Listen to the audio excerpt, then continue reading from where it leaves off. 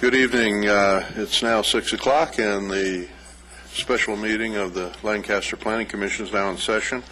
Our invocation this evening will be offered by Mr. Berkey, and the Pledge of Allegiance tonight will be Mr. Jacob. If you please stand. All right, let's pray. Father, how thankful we are, Lord, for your goodness and for your love for us and for watching over us, taking care of us. Lord, we thank you, Lord, that in your word it says that we can have wisdom if we just ask for it. And Lord, that's what we pray for tonight. Give us wisdom as we look at the things that we will look at tonight as this commission. I pray, Father, that you'd be with the leadership of this city, and you have blessed us in a mighty way. How thankful we are for that. And Lord, I pray you continue to bless us. Be with those in leadership, be with those as the citizenry, as we work together as a team to just do the right things for this city. And I pray your blessings upon this meeting. We'll be sure to praise you for all that you do through it. These things we pray in Jesus' name. Amen.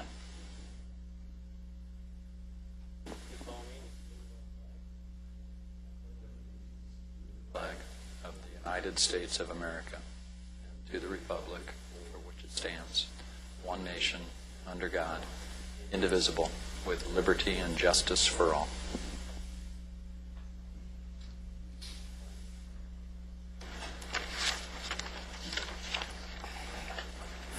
Thank you. Could we have a roll call, please? Commissioners Berkey. Here. Haycock. Here. Jacobs. Here. Malley. Here. Vice Chair Smith. Here. Chairman Vose. Here. Commissioner Irvin. Absent. We have a quorum. Thank you. Commissioner Irvin's still on special assignment somewhere in the world. Hopefully he'll be returning within the month. Tonight we have a one-item agenda. The purpose is to review and discuss and a discussion of the citywide general plan update. This special meeting will provide for an overview and discussion of the general plan policy document. We will receive a presentation, undoubtedly have questions, and then there will be a time for the public to give public testimony at the end of the presentations this evening. So with that, Mr. Ludicky. Mr. Chairman, we expect this evening to begin the review of the policy documents, starting with the introduction, and Dave Ledbetter will do that for you.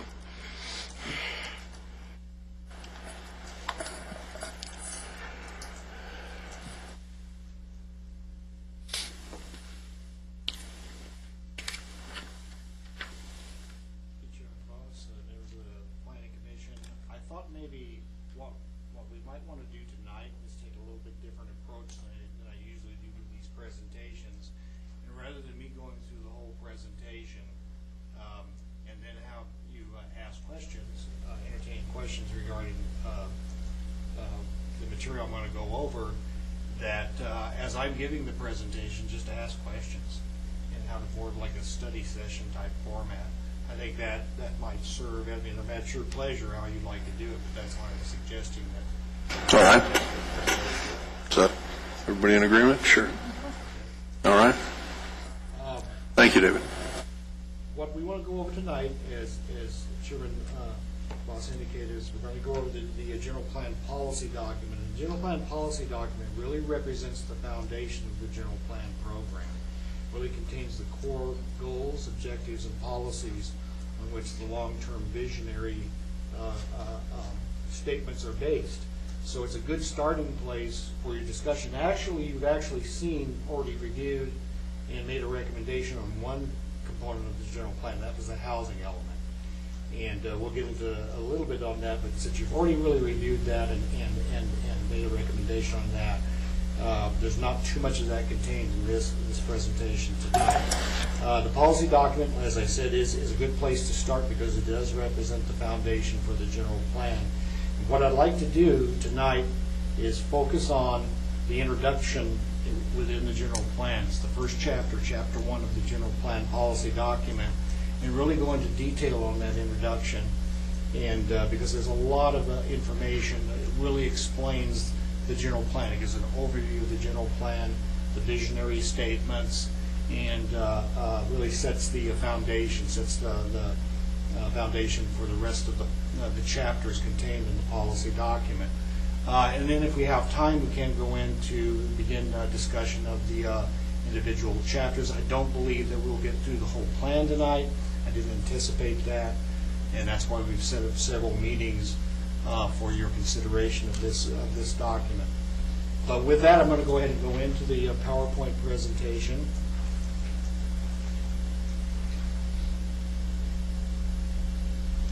Can everybody hear me okay? I'm not sure the microphone's on. I don't believe it is. Dave, I think Joy has a mic for you. Oh, boy.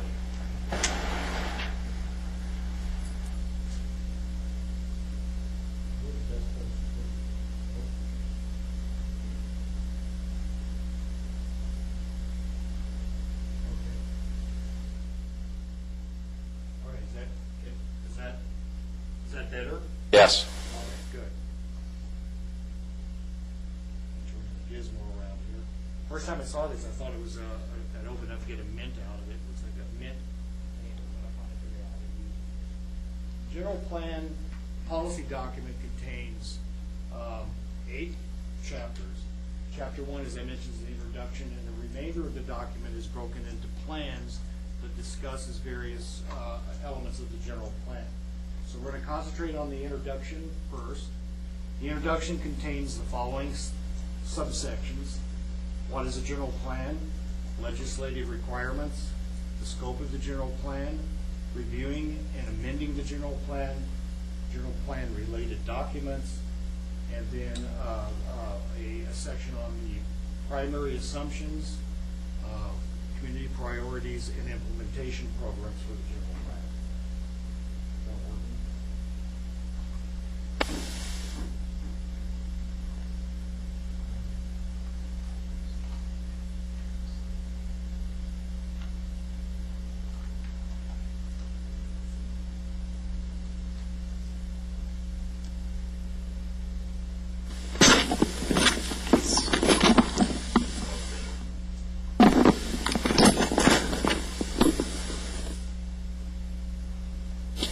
Okay, is that better?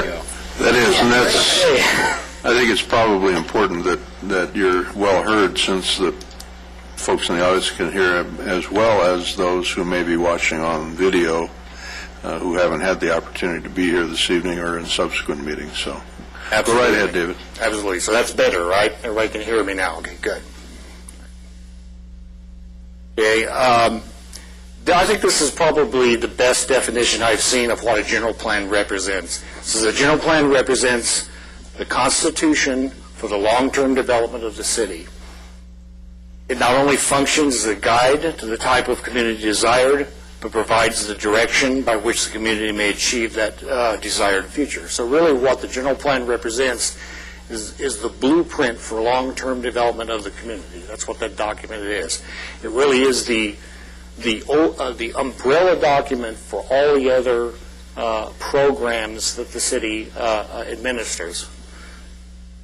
It really is the heart of all these other efforts. And what this diagram shows up here is all these other things that surround the general plan, transportation, for instance, the transportation management plan that is under development now, the revitalization efforts, the zoning code, all of these things are subordinate to the general plan and are used as implementation programs for the general plan long-term goals and objectives. California law requires that all cities and counties adopt a general plan for the area that's within their jurisdictions and their sphere of influence. So this is a requirement of all cities and counties within the state. General plans have several elements, and each of those elements contain goals, objectives, policies that guide the implementation of the document. And we'll go into those and I'll explain a little bit more on what each of those are. California law requires that you have to address 7 mandated elements within your general plan. These are land use, housing, circulation, noise, safety, conservation, and open space. But you can also address any number of optional elements in the general plan. It's really unlimited. Some of the ones that you most frequently see are recreation, economic issues, community design, public facilities, and others along that line. This diagram, I think you may have seen this before. What this shows is that the correlation between the state-mandated elements and those individual plans that are contained within the policy document. Back in 1992, when we first did our first major update of the general plan,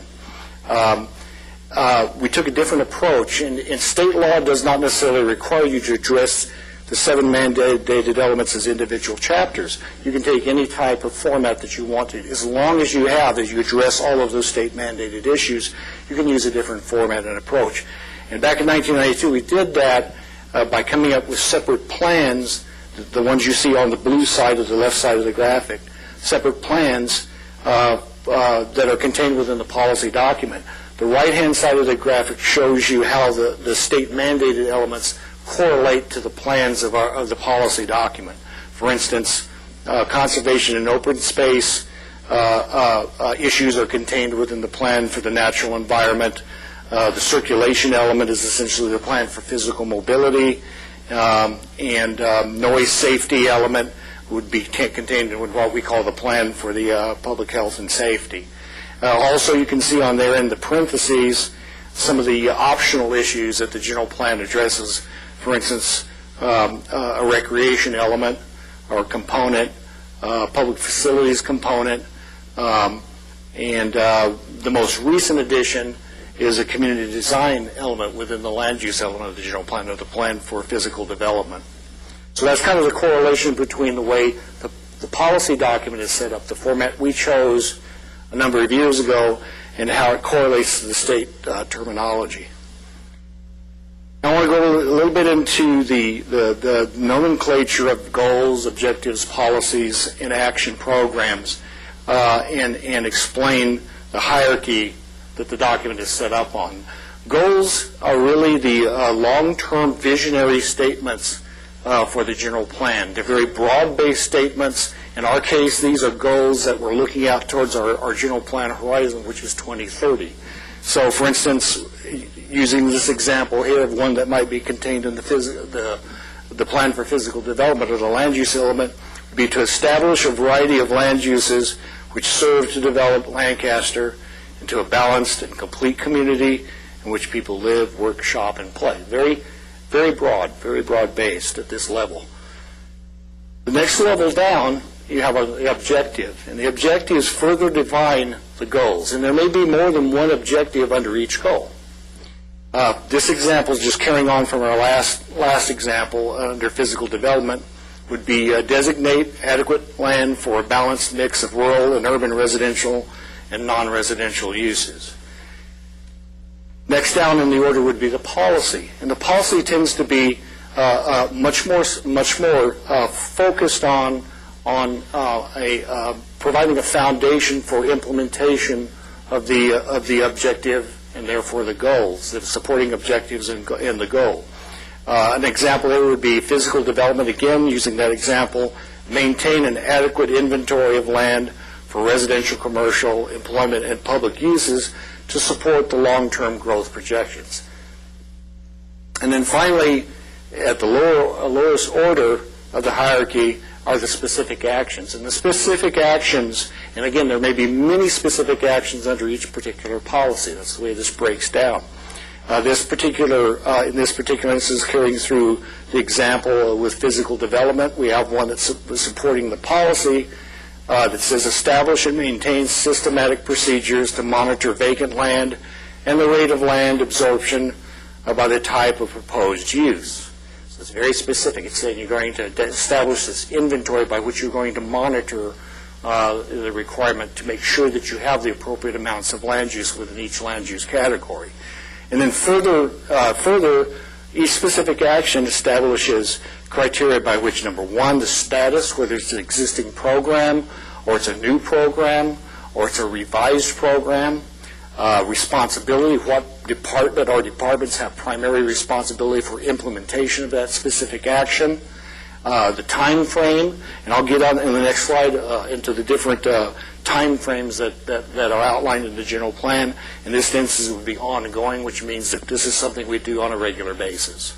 And then finally, how is this funded? What source do you use to implement this specific action, which implements the policy, which implements the objective, and helps further implementation of the long-term visionary goal? In this case, department budget. It's a function of the department. Again, the specific action priorities, they're broken down as you see up there. Priority 1 would be to initiate upon adoption of the general plan. So if for instance, this specific action had a priority 1 under time frame, that would mean you'd want to initiate that immediately on adoption of the general plan. Priority 2 would be initiate within 6 to 12 months of adoption. Priority 3, 1 to 3 years of adoption. Priority 4, initiate within 5 years. And then ongoing, I've already explained what that was. And then implemented, we have a holding pattern for ones we've completed. And then when we show them as implemented, leave them in the plan for one iteration, and once we go back to update the plan again, then those are taken out.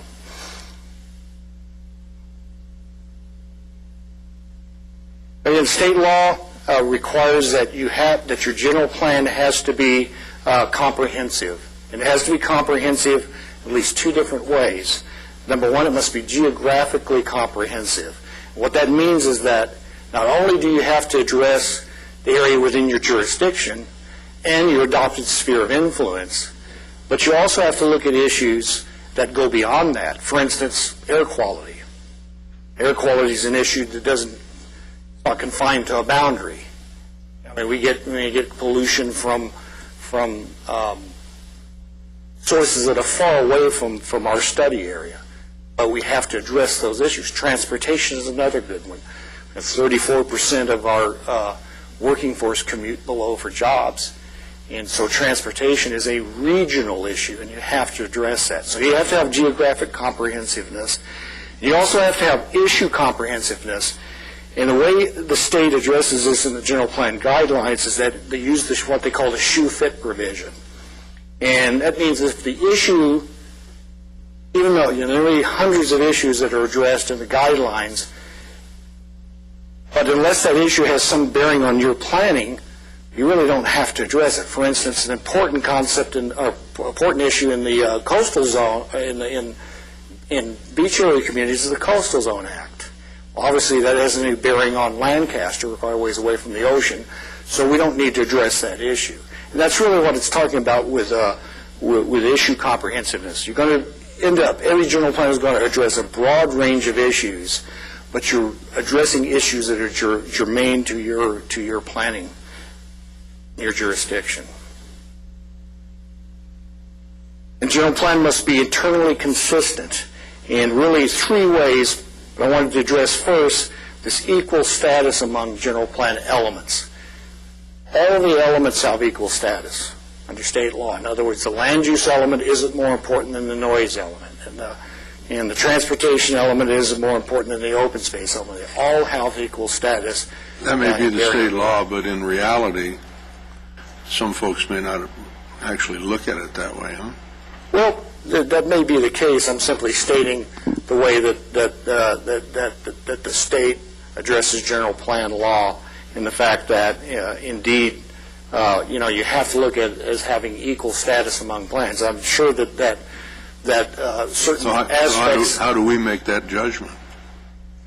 Under the state law, they have equal status. Equal status means what?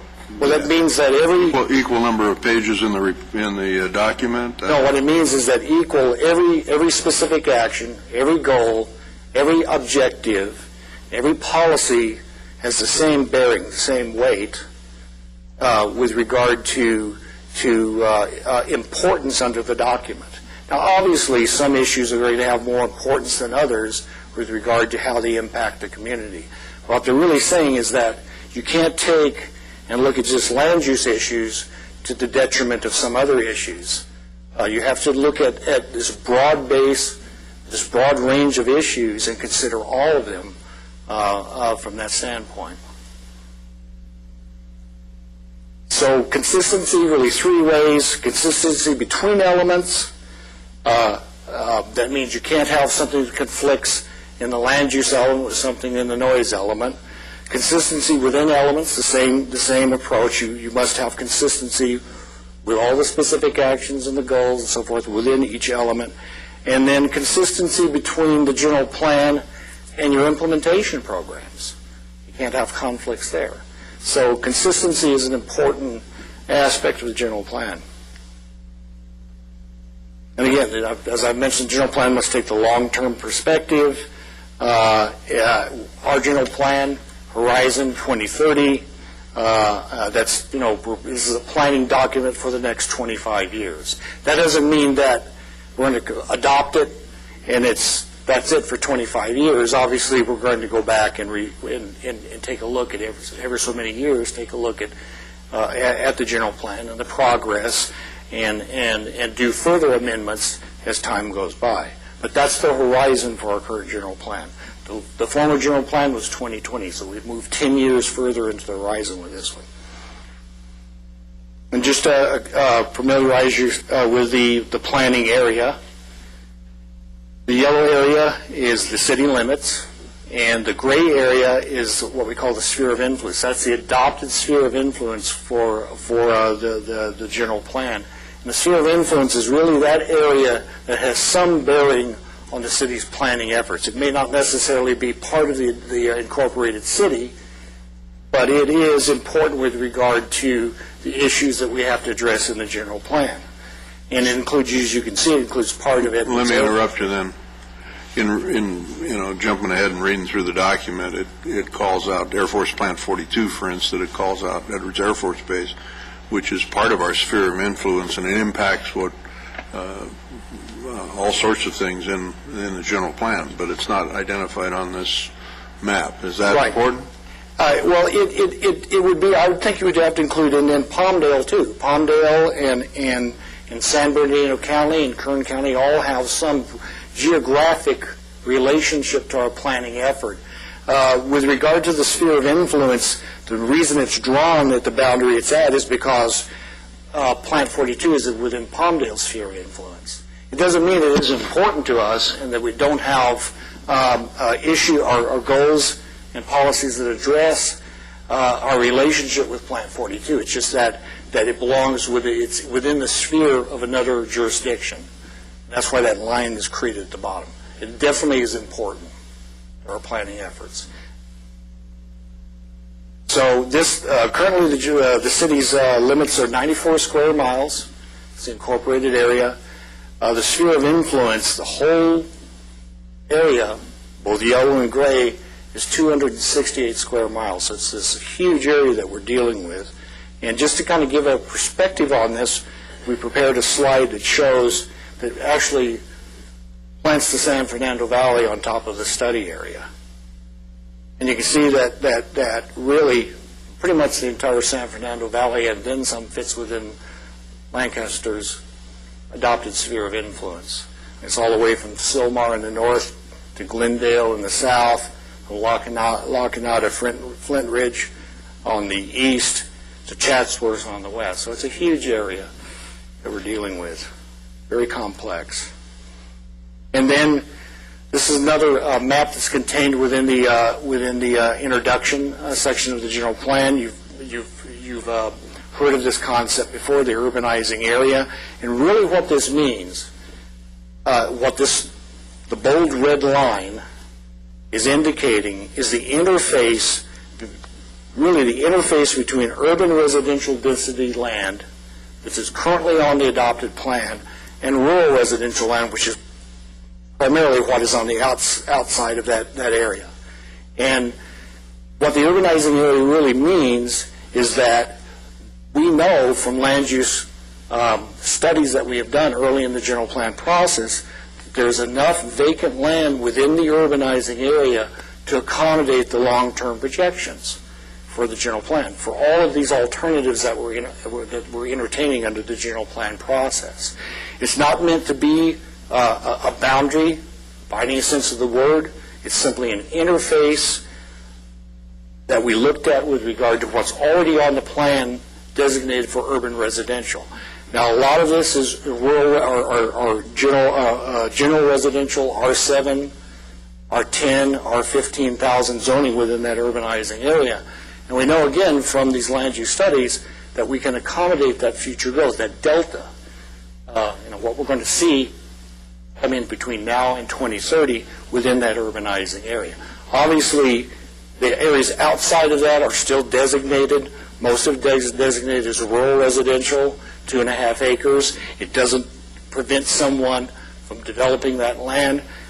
Obviously, there's also some areas that are outside, and particularly I'm talking about, because this actually shows some of the general plan amendments that have not been approved. These are just being entertained at this time. They have not been approved.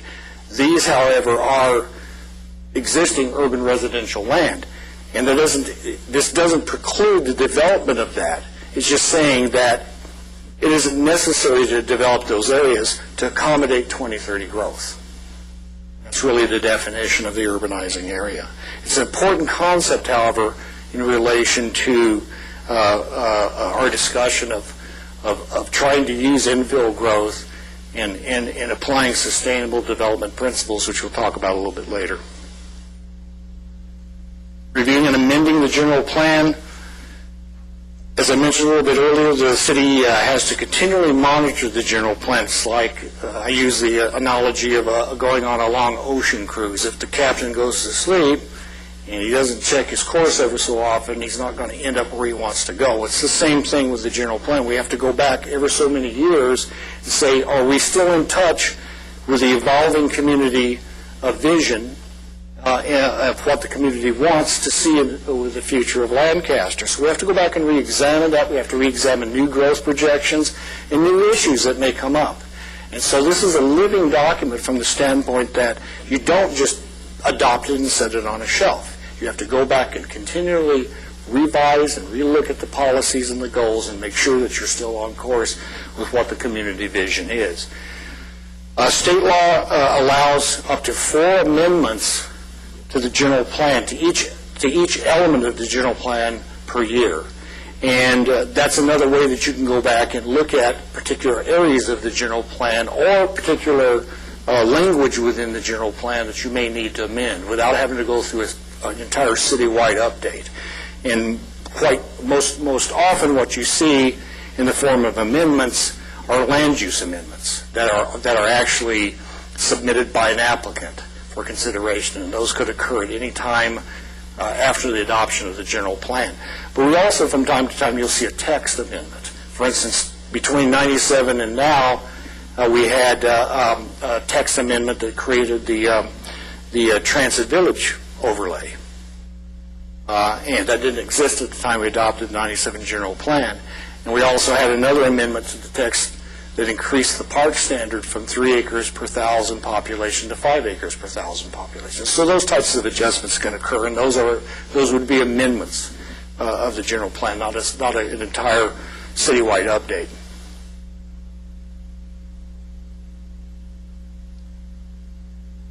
Now, with respect to the higher order level of the document, the goals, objectives, policies, those types of things, in order to change those, it does require an amendment or an update of the general plan, and it has to be done as a discretionary action before the City Council. However, there is, and we are required to do an annual general plan review, and during those reviews, there is an option to look at the priority level of the specific actions, and those sometimes change from year to year just based on budgetary constraints and so forth. You may need to make adjustments. Those actually can be done as ministerial actions at the staff level. But everything else with regard to the general plan requires discretionary action by the City Council.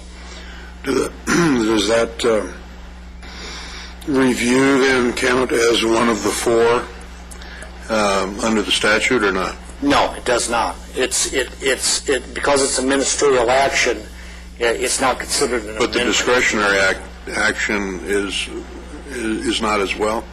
Well, if you're changing the long-term visionary goals, objectives, policy statements, like for instance, like I mentioned earlier, where you're changing a park standard, that is something that would be considered an amendment. You'd have to file an amendment. The city, in this case, the city would file the amendment at the request of the City Council for consideration of that amendment to the general plan. So those kinds of order or level. Because in reality, I think the document even speaks to it. It's when the document is ultimately adopted by the City Council, it is a point in time, a given date in time. That's right. From that point forward, all of these triggers start, or can be triggered, I should say. All these milestones can be triggered. Right. However, circumstances do change. I mean, apparently there's a whole series of general plan amendments currently going through the process, and that will always be the case, I'm assuming. I mean, right. That's the history of the city and probably most every city. Yeah, let me explain a little background with regard to where we are with amendments and the general plan process. When the council initiated the general plan process, they put a temporary hold on the filing of general plan amendments. And the reason that they did that is in order to allow the general plan process to take place, because obviously if you were receiving amendments all the time and trying to incorporate those into the process, it'd be like painting the Golden Gate Bridge. You would never get to the end. So what they did is they put a temporary hold on that, where normally we hear general plan amendments, we receive and then hear general plan, we have public hearings on general plan amendments twice a year. And that process will resume sometime after the general plan is adopted. So following adoption of the general plan, there may be a need to go back and do some, minor cleanup to the document and so forth. You can do that under amendment type situation. And also the opportunity for project proponents to file amendments for consideration to amendments of specific areas of the general plan itself. But the kind of the unique opportunity that people have during the general plan update process is that they don't need to necessarily file an amendment to have their input considered under the general plan. So it doesn't mean that necessarily they're going to get what they want, but there is a unique opportunity to be heard with regard to particular areas and so forth on the general plan process.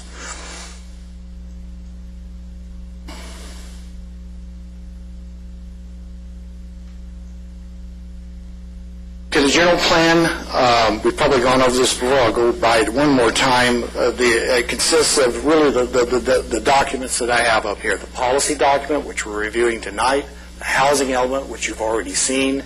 The housing element is under separate cover by request of the State Department of Housing and Community Development.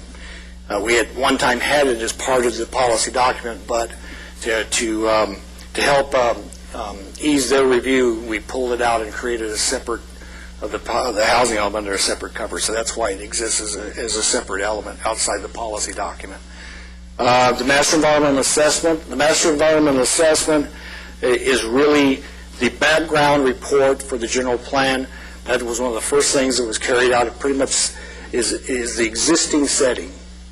This is where the city was at the beginning of the general plan process. And it's also used as the background information, at least part of the background information for development of the Program Environmental Impact Report, which is the other component of the general plan that we're currently working on, and you will see a draft of that before too much longer. And then finally, the land use map.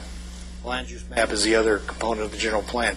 Related documents include the Community Visioning Report and the General Plan Citizens Advisory Committee report, both of which have been submitted to you for your consideration. I want to go into some detail on the primary long-term growth assumptions for the general plan. And what these really are things that are considered to be current issues that will hold throughout the general plan horizon. In other words, we expect that these will be major issues and major things that we'll have to consider as part of the general plan process as it develops. So it's important to have that. This is why these are in the introduction. And what I've done is I've grouped these into categories, and I'll run through these, and please stop me if you have any questions regarding them. First of all, under growth, the city will reach a population of 260,000 by 2030. That's about 130,000 more than what we had at the beginning of the general plan process. So effectively, it's about a doubling of the population.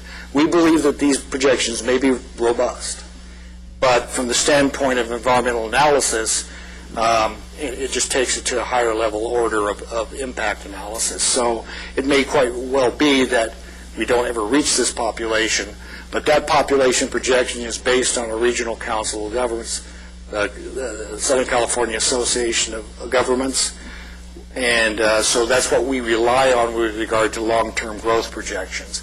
And that source was the 2004 Regional Transportation Plan that that SCAG puts out. That's where that estimate comes from.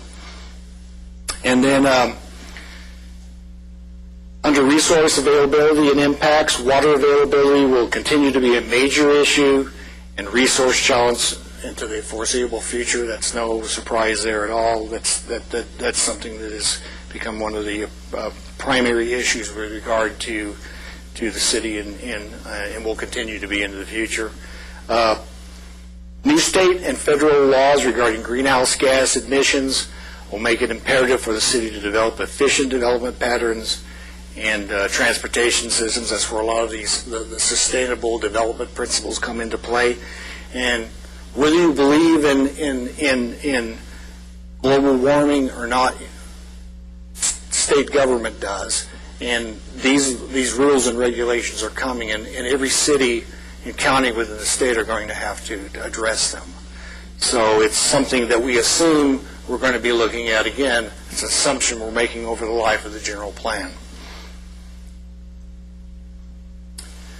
Local jobs and housing, Edwards Air Force Base and Plant 42 will remain essential to the local economy, and their viability must be protected. We've taken in the past many measures to ensure that that base integrity is maintained, and this is something that we don't see changing into the future throughout the horizon of the general plan. Affordable housing will remain a factor in attracting new population growth. This will continue to be an area for housing growth because it's one of the last areas within the county where there is available land to develop. So we will continue to see this as being affordable housing as being an attractive source for migration to the Antelope Valley and to Lancaster. Local jobs will continue to lag behind housing formation, and the reason that is because we're going to continue to have a commuter population working outside of the valley for the distant future.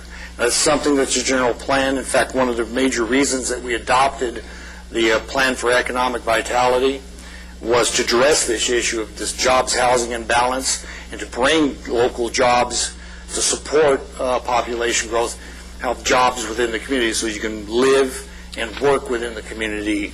But it's something that is going to take a long time to address, and we have to make that assumption. And finally, Foxfield Industrial Corridor, I think, is probably part of the key to addressing that, and that it will increasingly play a major role in the creation of local employment. This is an immense area, and it's already, as you can see, over the last 10 years, what has happened in that area, and we anticipate there will be much more of that in the future. So that's going to be a very important area for job growth for the local community and for the valley. Land use issues, yes. One question Back. or comment, I guess I'd say. Somehow I missed the Foxfield corridor in the write-up here. These may be... Oh, here it is. Never mind. Yeah. I'll be quiet. Yeah, the way I've organized these, just for the purpose of the presentation, may be a little bit different than are in your introduction. I've also, I mean, obviously, they're a little bit more long-winded in there, too. I've tried to distill them down for the purposes of discussion. But, yeah, they don't necessarily follow the exact order that I have up here. In fact, this might be a better way to do it in the final document. I don't know. To group them into groupings like I have up here. Land use issues and considerations, the maintenance of open space and a rural lifestyle, this urban-rural interface that I mentioned earlier, will continue to be an important land use consideration. This has been a consideration every time we've done the general plan, and I've been involved with the last three, and it's just been always a major issue on the part of the public that there be preservation of the rural and open space areas, and it continues to be so. Lancaster will continue to advocate a policy of self-sufficient development that encourages premature land fragmentation and urban sprawl. And the general plan, even going back to 1997, and even further than that, contained policies and programs that dealt with land fragmentation and trying to develop orderly development patterns that prevent the sprawling development patterns that are seen in a lot of other jurisdictions. And that has been strengthened over the last two iterations. The current policy contains more of those types, so the current policy document contains more of those types of measures because we consider it so important to addressing many of the issues that we're confronting within this community.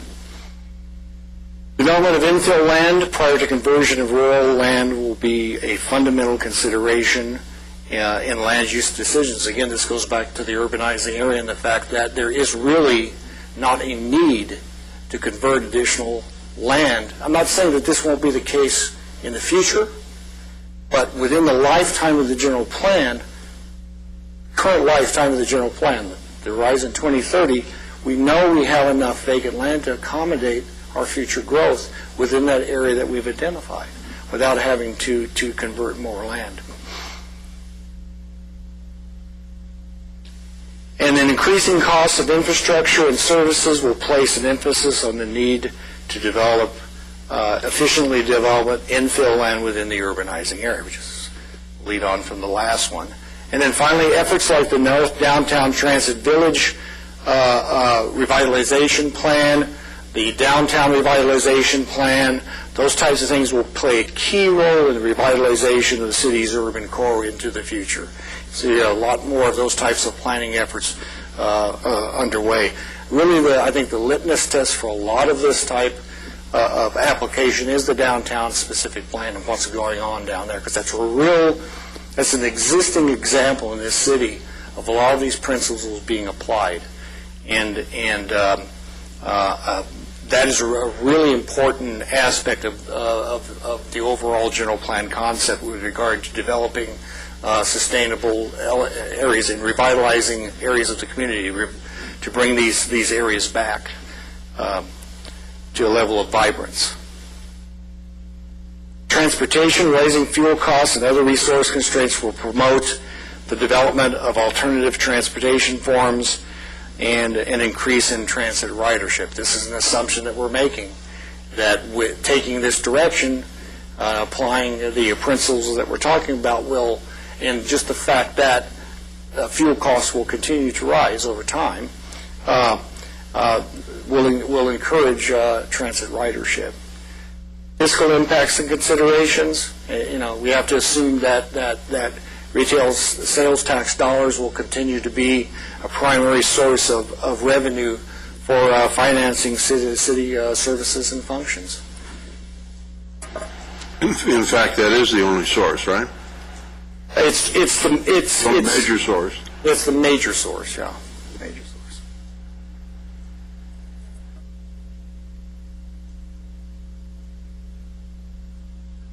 And then just to reiterate the vision priorities, these are contained within the introduction of the policy document because they are really the most reoccurring statements that came out of the visioning process of the general plan. And therefore, they really represent the foundation for this community-based plan, which is how this all started, how this update started. It's a community-based plan based on what the community wants to see, and these are the really distilled down the statements that came out of those visioning exercises. And I'll just briefly go through these again. I know that I've introduced these in the past. They are elaborated in much more detail in the introduction, but I'll go through them fairly rapidly. Balanced growth. Develop a balance of housing, services, and employment while preserving the natural environment and rural history of in Lancaster. Ensure economic well-being. Pursue economic vitality and longevity by attracting industries and employment to the city. Strengthen community identity. Foster pride and sense of community throughout the city. Improve public safety. Develop a strong sense of safety in the community. So it's obviously a leading community issue. Promote active living. Provide recreation and amenities for all residents. Focus on education and youth. Provide expanded educational opportunities for lifelong learning in Lancaster. Support environmental conservation. Protect the valley's clean air, unique natural environment, and pristine mountain views. And finally, ensure a balanced, efficient transportation system. Provide for a transportation and circulation system that ensures accessibility, mobility, and safety for all residents. Could you back up one? Yes. On the balanced growth, the last two words were added then to the document that's been circulated. The last three words, and rural history of Lancaster. Have been added to... Yeah, on page I-18, balanced growth. It ends at natural environment. So I just pointed out, I mean, I don't have any objection to it. Consistency, that's all. Okay.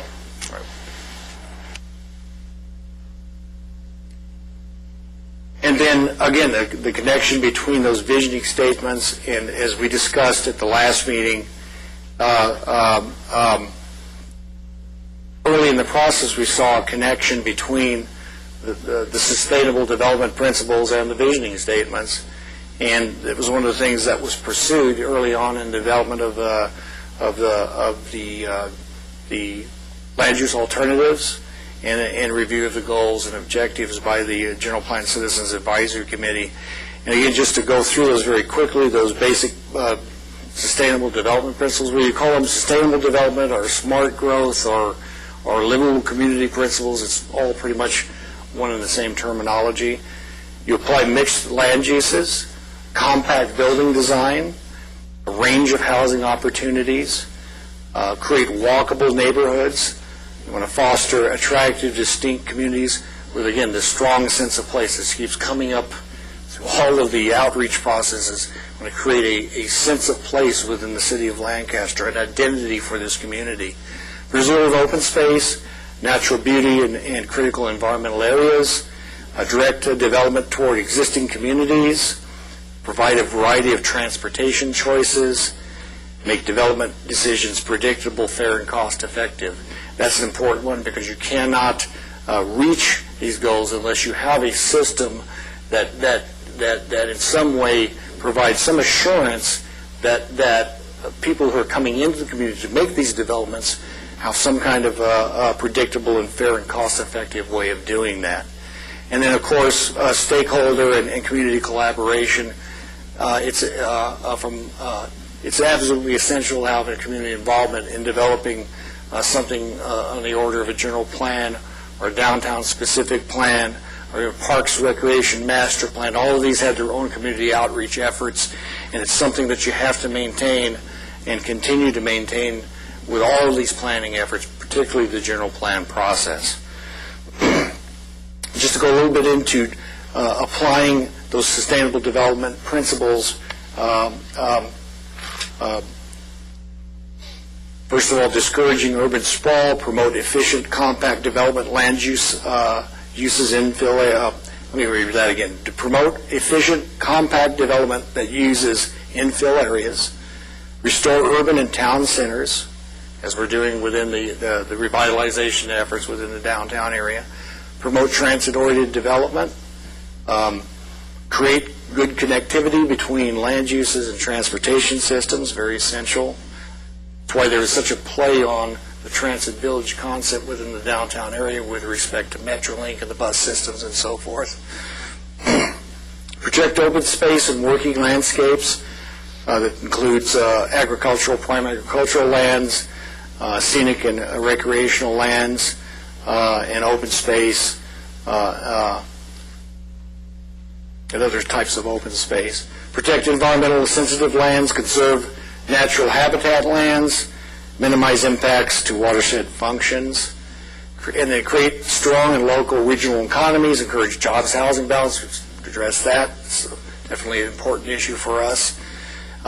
Provide adequate housing for all income levels, encourage expansion of telecommunications structure, very essential. In fact, one of the things that the general plan calls out for a new policy that's been added to the document is calls for the formation of a telecommunications master plan, because going into the 21st century, that's essential for all communities to have a high order level of telecommunications infrastructure.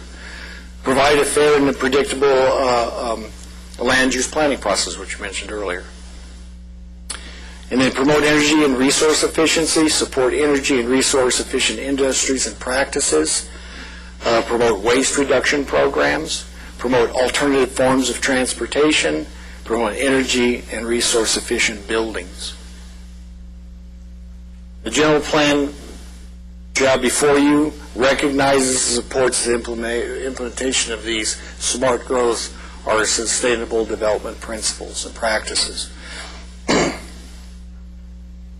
Take a little break here.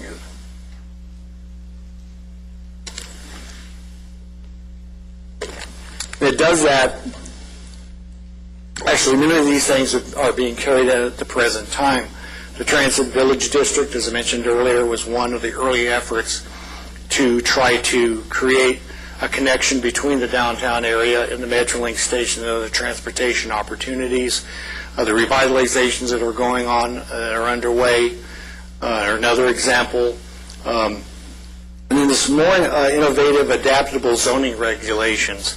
Our zoning code is something that's going to be, after the general plan is adopted, it's going to be the next major update process that we go through, because the city's zoning ordinance needs to be modernized. And that's one of the very first things that will occur. It's not going to happen overnight, but it's going to be a significant process that we're going to undertake after the general plan is adopted. And one of the things that we have to look at, because you have such, I mean, up to a few years ago, we actually had concept, and all of this was carried over from the county days, but we had a couple of examples that we had draying yard. I don't know if anybody knows what a draying yard is. So it's the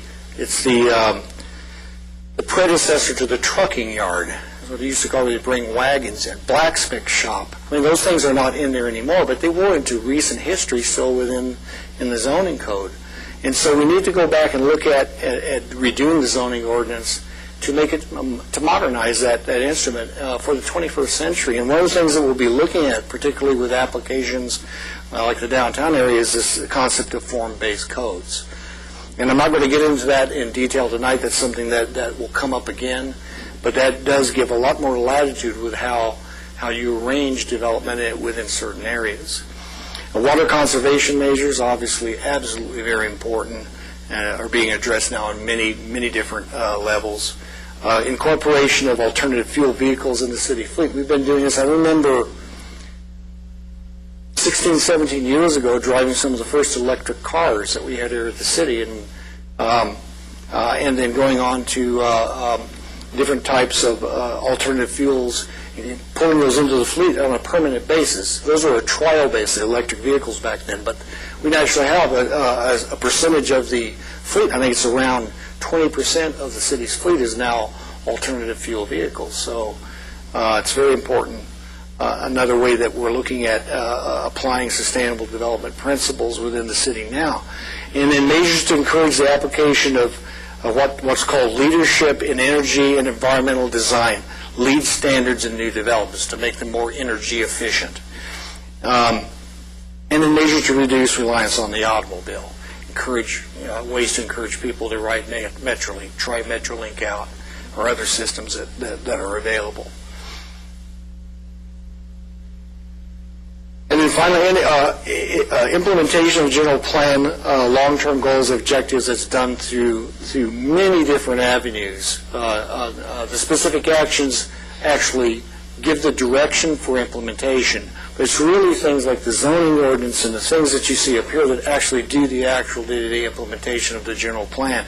And we're in kind of a unique time in our history because we are doing so many master planned efforts within the city.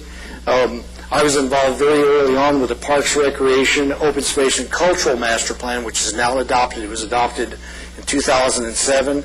Worked very closely with the general plan in developing that document so that it is a very good implementation tool for the general plan's long-term goals.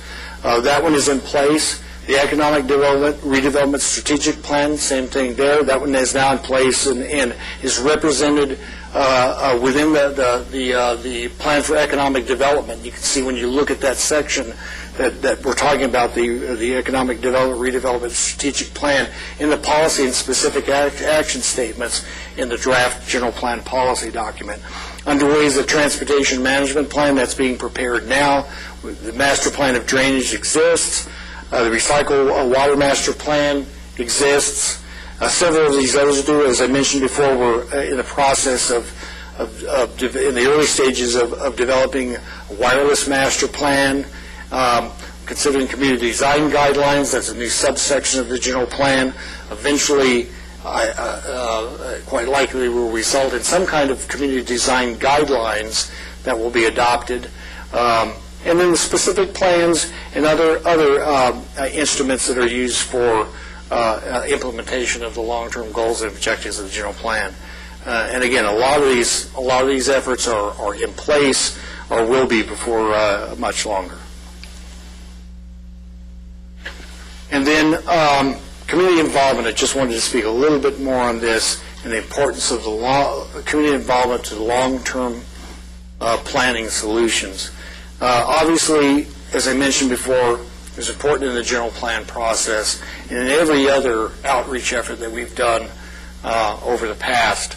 But another thing that's important, and I'm using this as an example of some of the new ways that we're looking at getting the community involved, is this safer and stronger neighborhoods concept, whereby you bring the community into the process of becoming active within not only their neighborhoods, but within their community also, to make this a safer and stronger community.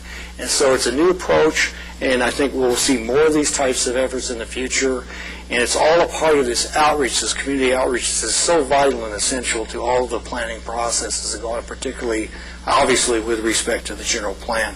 That's the last slide that I have, I believe, for the introduction.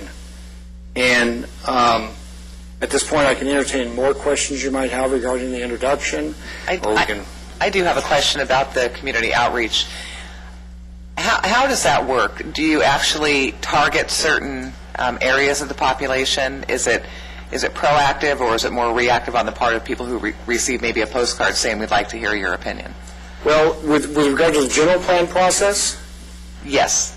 That was this last community outreach program probably we spent, it's ongoing throughout the process, but really the first year, and I'm not taking into consideration the General Plan Citizens Advisory Committee, which in itself was part of the outreach program, but the first, I would say, 8 to 9 months of the general plan effort was just focused on community outreach, and we did it in a myriad of different ways.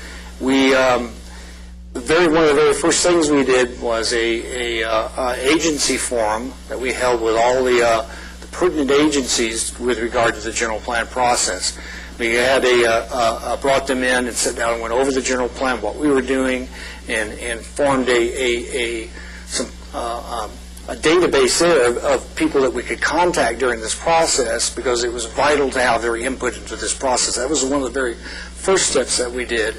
And then we just did a media campaign. We went on to television, radio.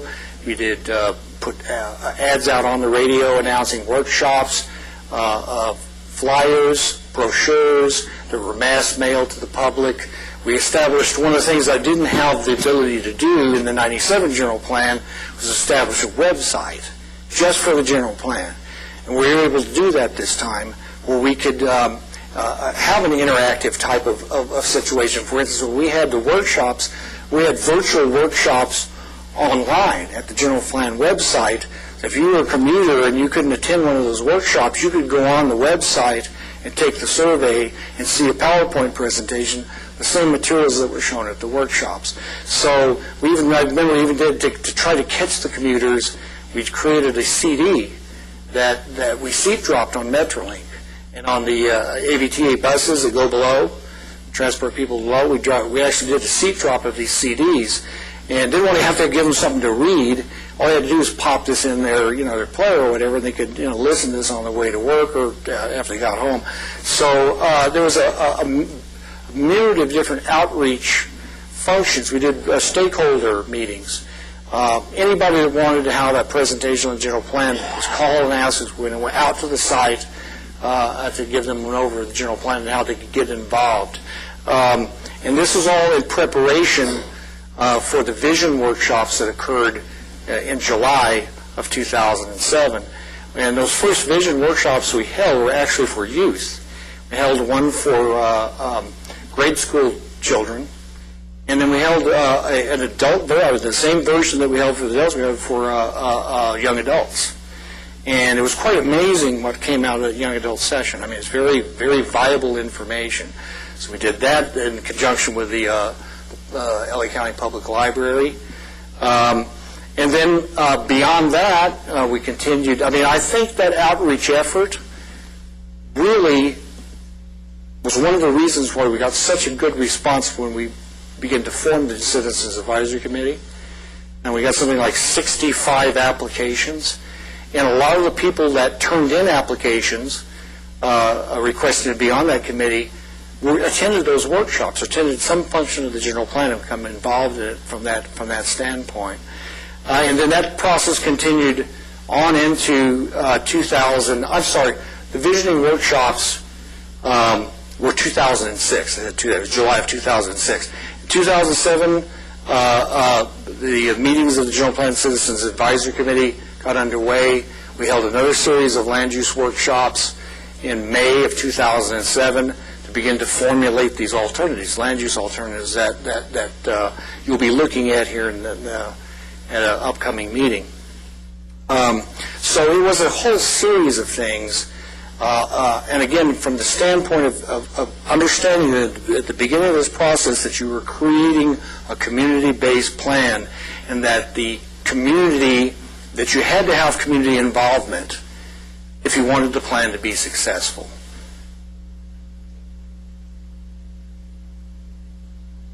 Any other questions or comments from members? All right, why don't we ask the public at this time if they have any input and comments,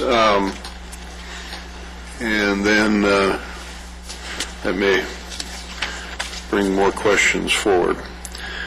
The public testimony section of the agenda is the portion of the agenda allows for an individual the opportunity to comment on the general plan revision only. Any person who would like to address the commission on the general plan revision is requested to complete a speaker's card. So for the recording secretary, those are the yellow cards that are here on the table and in the back. Individual speakers are allowed 3 minutes, so I don't know if we have speaker's cards, but if we do, let's have them. I have one, Mr. Chairman. Alex Baharlo. All right, very good. Mr. Baharlo, is it? Yes.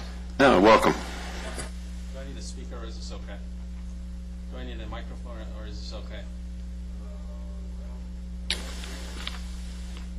This is the level of my voice, so if you can hear me.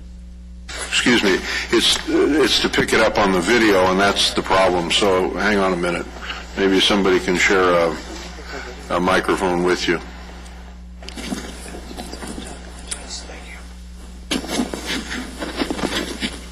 That one's not on.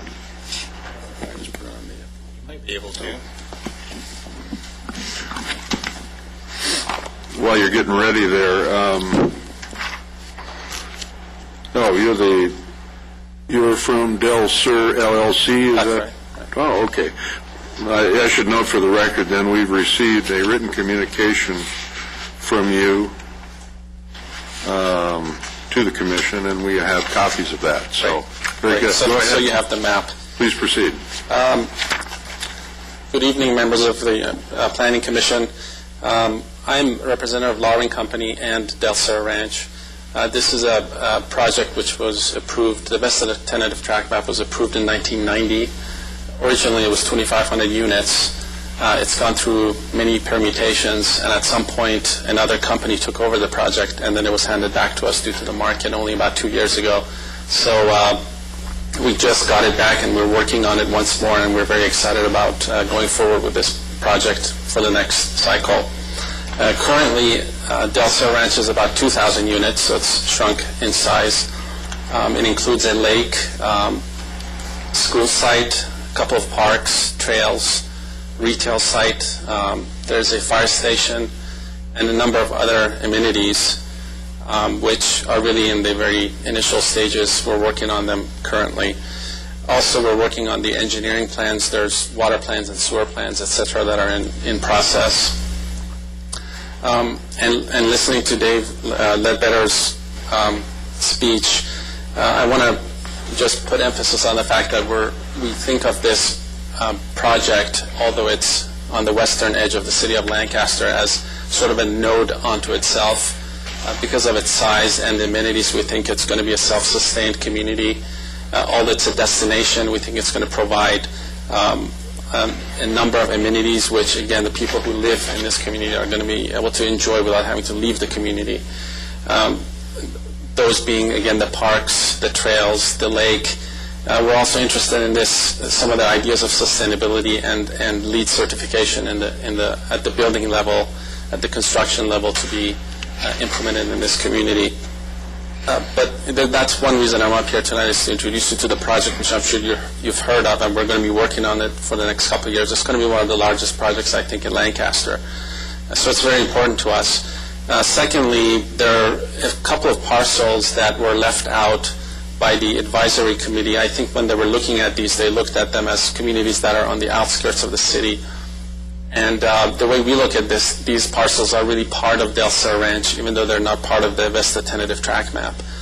We have plans that incorporate them into the larger plan of Del Sur Ranch. And in this market, our thinking is also we're bringing all this infrastructure from 37th Street, which is really significant. It's a few miles of water and sewer lines.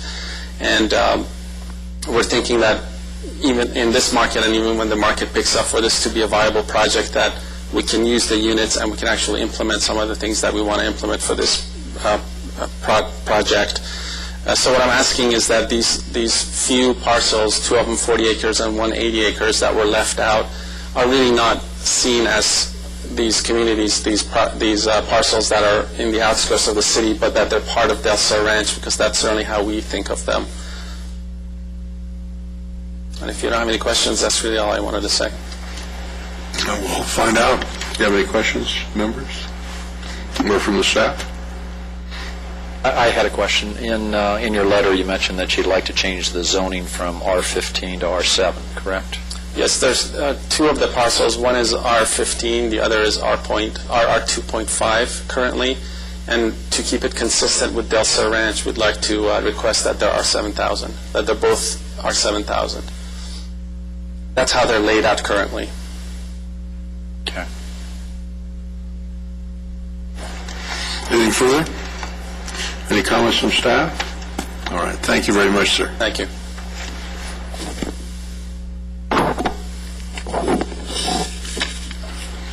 All right. Any other speakers? I have no other cards.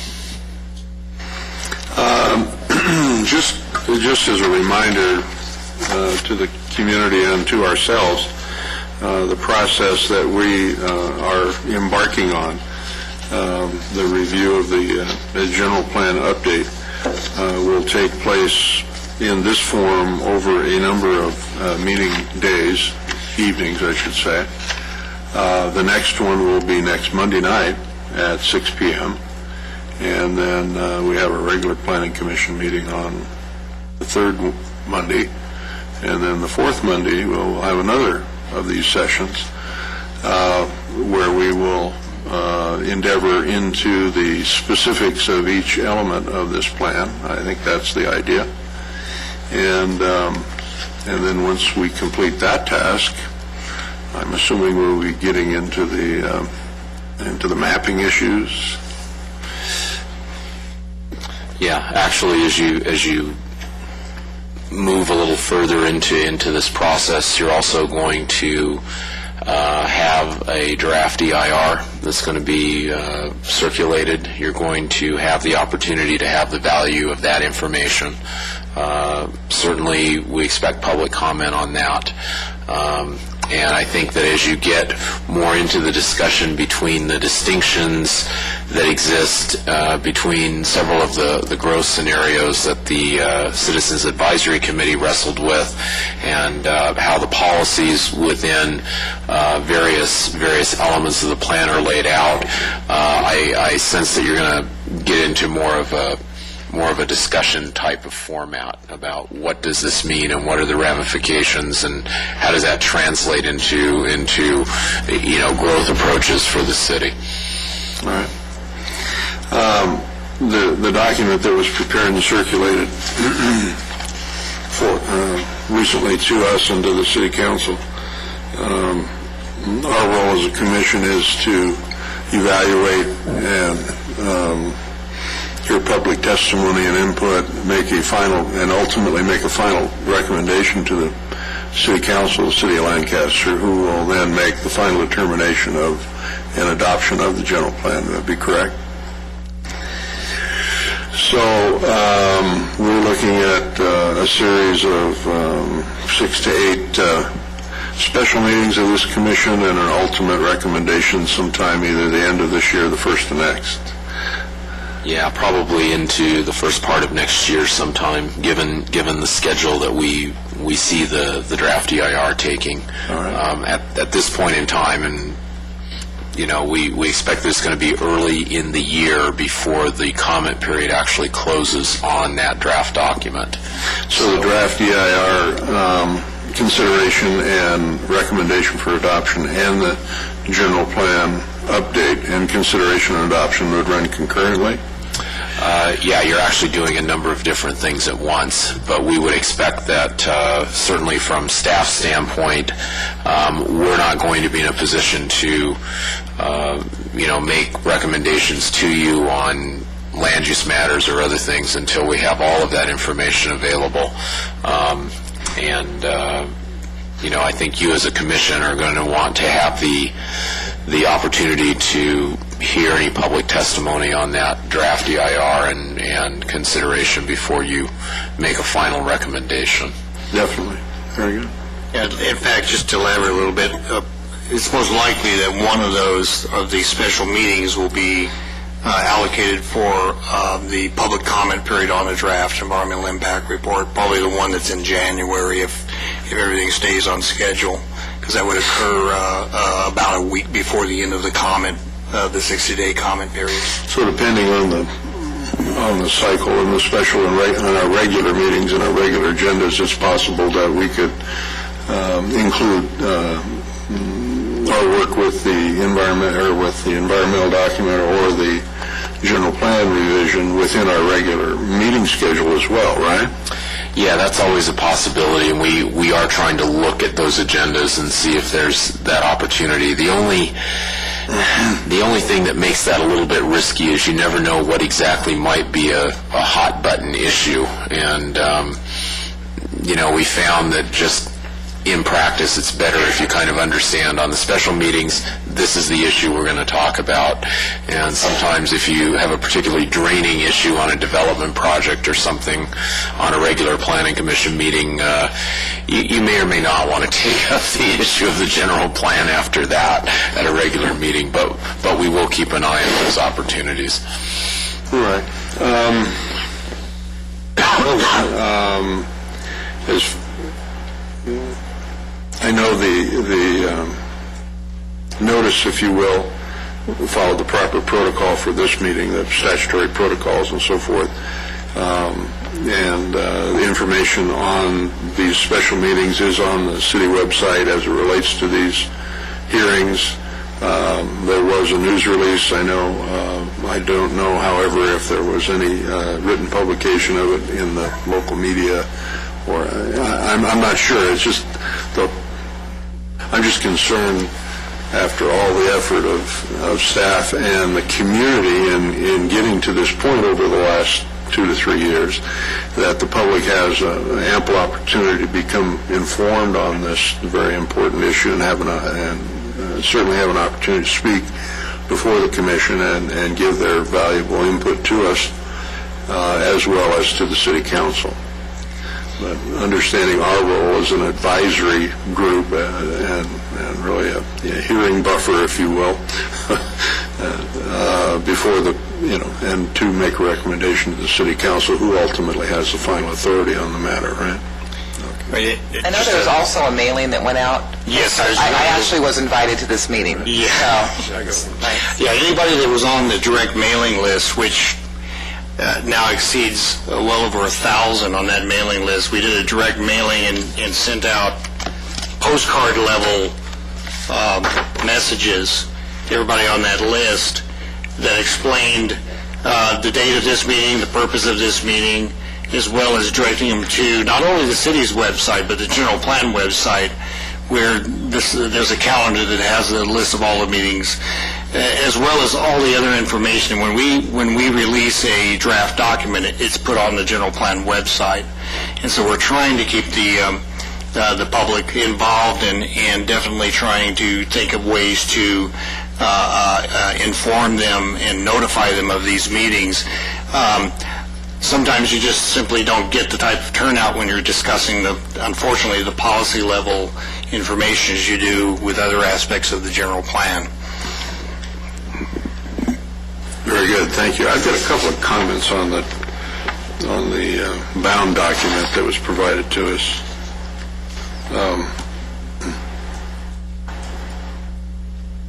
On page I-18, and it falls under the balanced growth scenario.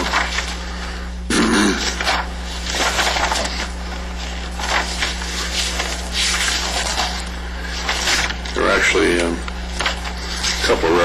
number of references to the balanced growth, but it's in the end of the second paragraph where it talks about the community recommended that vacant infill property within urbanized area be developed before land on the outskirts of the city, and you clearly defined what the identified urbanized area is in the map and so forth, even though the scale was a little small. But I think it's clear enough that folks can see that. On the top of I-20, where it talks about promotion of active living, there's some references to green belts and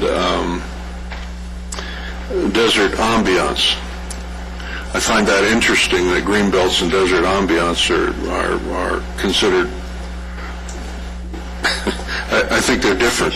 So, this is coming from the community group and the recommendations. I understand where it's coming from, but given our understanding of water shortage and so forth, and which this plan is predicated that we will have adequate water supply to meet these housing needs and other needs of the general plan. Maybe there could be some some consideration to that.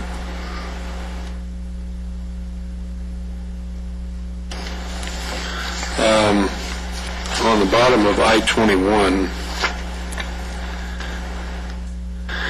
where it's in the second sentence of the last paragraph, the basic concept of sustainability in meeting the needs of current generators without compromising the ability of future generators to meet their own needs. Could somebody explain? Generations. Generations, Jack.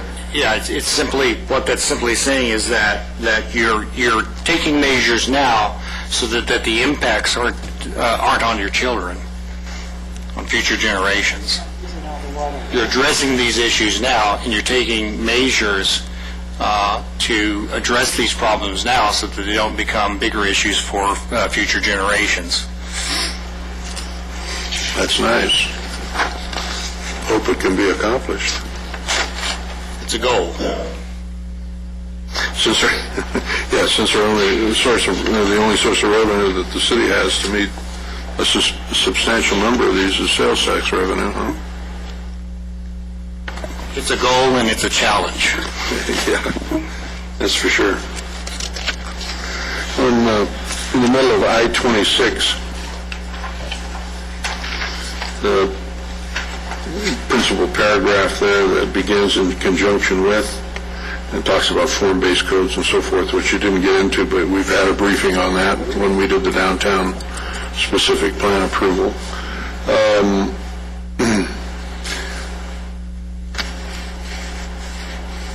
In talking about the principles of normal approval process, I mean, I'm not quite sure what that means. I guess I got my developer hat on, and I'm not sure what a normal approval process is. I'm sorry, Commissioner, what line is that you're getting that from? Modern development codes can help to facilitate smart growth practices by incorporating these principles into the normal approval process. So you're suggesting then in your modern zoning codes, that your zoning regulations that will eventually be considering, that would be a way to address that? Well, they are now. I mean, for instance, with purple pipe provision that has been part of standard conditions for tract maps, that you're going to put an infrastructure in place that will utilize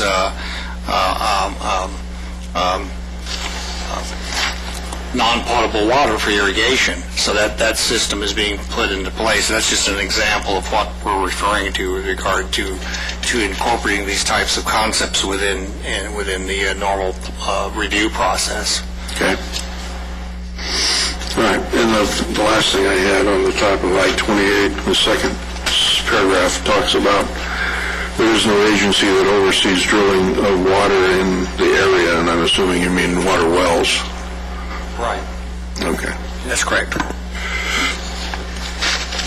Which, some of the other comments as it relates to the cooperative efforts and all the rest of it, and the potential of some coordination, which is currently being undertaken, I understand, by the city and the county and other agencies.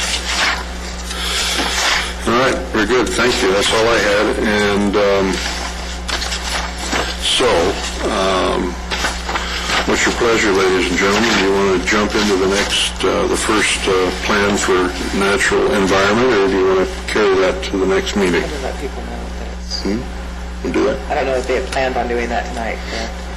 We can certainly delve into that if you'd like to. I'd actually anticipate that we might go through at least the introducing of that first plan to you. So, what's your pleasure? Do you want to carry on for a while and get into that element, or do you want to begin that at the next meeting? All right? I'm fine. All right. Why don't we go ahead then, David, if you're ready? Okay. Thank you. And then we can take public comments on that section as well, if there are any.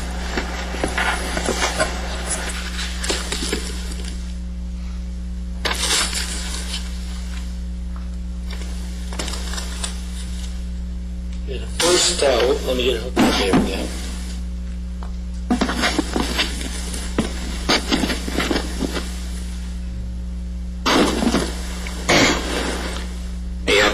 back out of the way I jump around, I'll yank this off the table.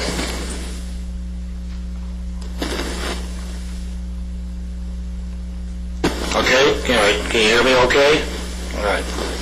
The way that staff would like to approach the different plans, these 7 remaining chapters that we want to get through, is to give you the higher order review of the document, not necessarily get into each individual specific action, and although we're willing to entertain any questions you have in any part of the document, but really look at the structure of these things. So the rest of this PowerPoint presentation, it goes on and covers each chapter of the policy document, but kind of give you an introduction of what each plan is, and then go into a quick overview of each of the subsections, and then address the goals and the objective level review of the document for these. And then, like I said, we can discuss any aspect of the chapter that you want to.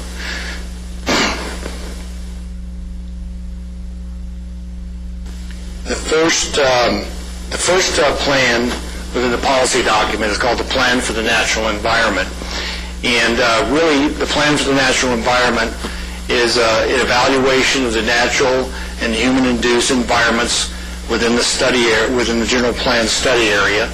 It focuses on resources suitable for certain levels of maintenance and protection. It covers management of programs for resources consistent with community values, and also balances demands for new urban and rural development with the desire of the residents to protect natural resources and retain the open character, particularly of the rural residential areas. The major subsections of the Plan for Natural Environment include water resources, air resources, biological resources, land resources, energy resources, mineral resources, and then scenic resources. Those are the major subsections of the document. Each of these sections contains its own objective and policies that address these major subsections. Now, also I wanted to mention, I don't go into this here, but you can see by looking at the document, if you turn to page I-1 or 2-1, that's the first page of the Plan for the Natural Environment. If you turn the next page over, you have another series broken down by each of these subsections, and again, these assumptions that are important and generic to the planning process. And these are what we call issues, opportunities, and constraints. Opportunities meaning those things that that we can take advantage of in the long-term development of the city, and also other things that are constraints that we have to consider, the constraints that we're going to have to address in the development process. So this is the next order level of addressing those broad assumptions that we made in the introduction. And each of these sections, as you go through the document, each plan contains its own section of issues and opportunities that the general plan goals, objectives, and policies then address. I did not intend to go through these in any detail, but we can definitely, like I said, we can go back and entertain any part of this you want to, or any questions you may have relating to this. But it goes on. Each of these usually go on for 3 or 4 pages, so they're quite detailed. Then following that section, and again, each of these plans are set up the same way. You get into the actual introduction to each of these subsections. Like, for instance, the first one is water resources. You start out with goal number 3 that identifies that particular addresses that particular subsection, along with the other components of this subsection. And then you have the subordinate objectives, policies, and specific actions. So what I wanted to do is just review the goal, and then the subordinate objectives that support that goal, and move through the document like that. Now, these are draft, obviously this whole document is draft, but these are the draft goals and objectives that came out of the planning process. They have contained where there were modifications of the General Plan Citizens Advisory Committee. There were also modifications that were done by staff. Just as the process ensued, it was necessary to go back and look at modifying those goals and objectives further to address the issues that we were encountering. So with respect to some of them weren't touched at all. Some of them were left just as is because they seem to address as well the current issues as we were looking at in 1997. Others were completely rewritten. Some of them were just tweaked a little bit. So is there any way to identify that in the document we have, or is it important, would you say? Well, I haven't identified that here. I can definitely make that information available to you to look at that. You can there is you have the former general plan policy document and the draft, and the difference between those goals and objectives will stand out. Can that be identified by whether it's an existing program or a new program? Well, I'm really referring to, right now, I'm referring to just the higher order goals and objectives, not the specific actions. Okay. There were quite a bit of change that occurred. Really, where most of the change occurred was at the policy and specific action level, because that's really the implementation, the day-to-day implementation mechanisms for the general plan. So after 10 years, this is the last time we updated the general plan, there was a lot of updating to do to address the current modern issues that we had to address under this current update. Do you think it's important, though, that we should look at it that way or not? I'm sorry, which way? Do you think it's important that we should do any comparison here, although I mean, I don't want to read the community's effort and staff's effort is a huge effort to get to this point, obviously. I don't know as it's necessary for us to do that comparative analysis that's already been done. However, it may be important to some members to have that reference. I don't know if it is or not. I just asked the question. I'm not asking for you to do any extra work. No, it wouldn't be a problem. That's at the Commission's pleasure. If they would like to have that information, we can set it up that day. And in a way, we have provided part of that information for you now, because all of the changes that the General Plan Citizens Advisory Committee made are contained as an appendix in their report, their final report, and those are highlighted in red. So those changes... That report we received before last week. Yeah, your last meeting. Right. So we have that information available to us then. Right. As far as the modifications that the General Plan Citizens Advisory Committee made, what you don't have is what further modifications might have been made by staff relating to a certain goal or objective, and we can provide that also if you think that important. Can I just ask? I did not get a copy of that. I was not at the last special meeting, so. The Citizens Advisory Report. Right. Yes. We'll get you one. In fact, I'll give you. See if you have any secret notes in that one. There you go. Yeah, this one. Thank you. One thing I'd like to add on to that, and I think it may be already understood, but the Citizens Advisory Committee only dealt with goals and objectives. They didn't get into policy and specific actions. So it's important to note that when you look at what they did, those are the only areas of the document that they really addressed. The changes in policy and specific action came about more from internal work of the city staff and our interaction with people who are obviously some experts in that level, trying to carry out those objectives and goals. So I think it's important to note that distinction. I appreciate you saying that.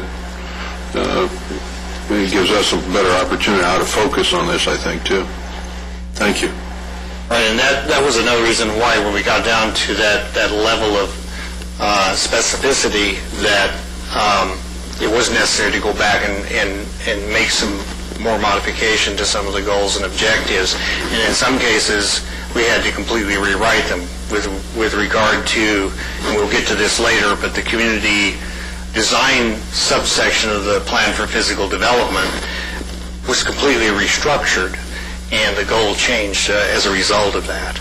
Others were just moderately modified, a series of different changes that occurred. But one of the things that I brought up to you during your last meeting when we were going through the General Plan Citizen Advisory accomplishments was the fact that even early in the process, when we started to review the document with them, it became clear that the policy document itself was fairly sound.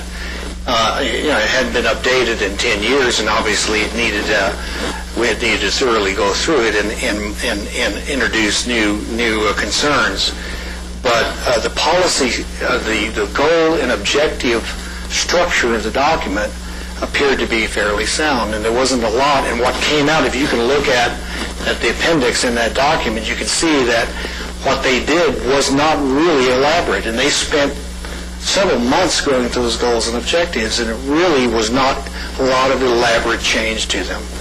And I got that impression from them that, this essentially is a pretty sound document, but it just needs to be. One of the things that they did indicate is that, in their opinion, they just weren't being implemented fast enough. So that's where we, but anyway, their changes are outlined in that document, and they are in red, and those pop out, and we can provide you whatever else we did at the goals and objective level, so you can make a comparison. All right, thank you. Go ahead. I'm going to go through just, like I said, the goals and objective levels of each of these plans. The Plan for National Environment, goal number 3 says to identify the level of natural resources needed to support existing and future development within the city and its sphere of influence, and ensure that these resources are managed and protected. That's the goal. Objective 3.1, underneath that goal, says to protect, maintain, and replenish groundwater supplies to meet present and future urban and rural needs. And again, we can do this the same way as the introduction. If you have questions, you can go ahead and ask them as I'm going through this. No problem with that at all. Objective 3.2, reduce the per capita rate of water consumption in the city of Lancaster to 200 gallons per day through increased conservation, technology, retrofits, and system efficiency. Okay, so those are those two objectives within the general plan policy document that address water resources. That's what goal number 3 addresses, water resources. Does that coincide, this 3.2, does that coincide with the understanding of where the city council seems to be going with the water issues in our community and their ordinance adoptions and those things? Yes. It consistent then. All right, thank you. I got a couple questions, Dave. On objective 3.1, is there I know the time frame is ongoing, but just for my own edification, is there a point in time where you say we need to find this out? Is there an end time frame? You mean when we need to? Yeah, we need this amount of resources or this amount of water. Well, I think that one of the things you're going to get, one of the important pieces of information, is going to be the Program Environmental Impact Report and what comes out of that, because one of the things it's looking at is obviously water resources and what kind of impact the projected population will have on those. So one of the things that it's going to analyze is, under all of the alternatives, the existing plan and the other two land use alternatives, whether or not the projected population under those alternatives would be sustainable long-term with regard to water resources. So that's one piece of information you haven't had the opportunity to look at, because it's not in a form that we can give it to you, but it will be coming to you before long. Okay. Also, in 3.2, talk about water consumption. Objective 3.2 was you were looking to reduce the per capita consumption to 200 gallons a day. Right. Where did you get that number? That was an amount that, again, let me reiterate, the objective is a long-term goal. And it's a long-term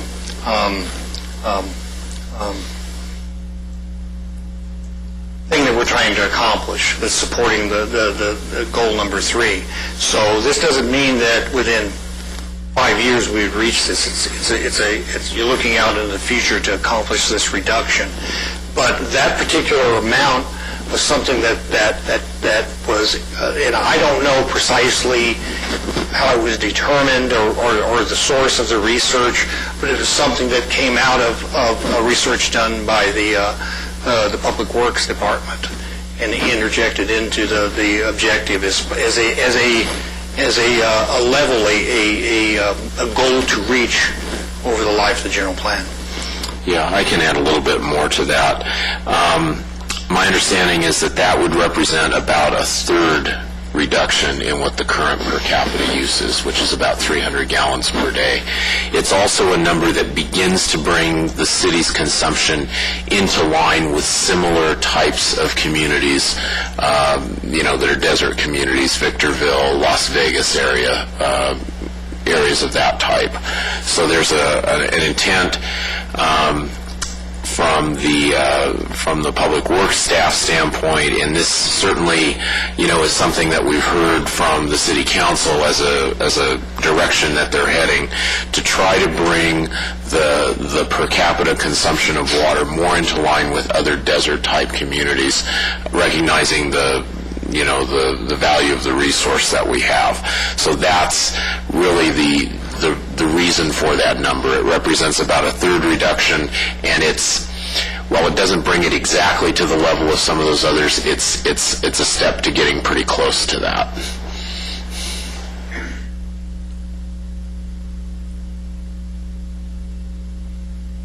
Anything further? Go ahead. Objective 3.3, this relates to air quality standards. Preserve acceptable air quality by striving to attain and maintain national and state air quality standards.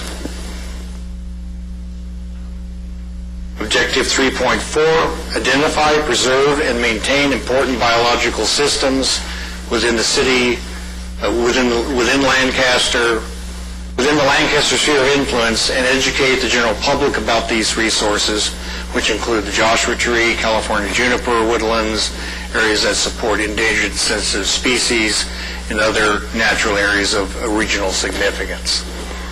So, given that objective and I don't recall the precise name of the identified one of the 5 nodes, whatever you call them, regional commercial focus, I believe it's one of them is called, which apparently is, the Fox Industrial Jobs housing focus as well as a regional focus, memory serves, seems to impact a significant potential ecological area between 30th and the Freestone, south of H and north of I, if memory serves, some kind of lily. Yeah, there are areas within the cities, particularly in the Foxfield area, the northern areas, that contain alkali mariposa lily habitat. We've been in some fairly long-term discussions with the State Department of Fish and Game. Those are populations that are part of a larger population that really kind of rings the dry lake bed at Edwards Air Force Base and those drainages.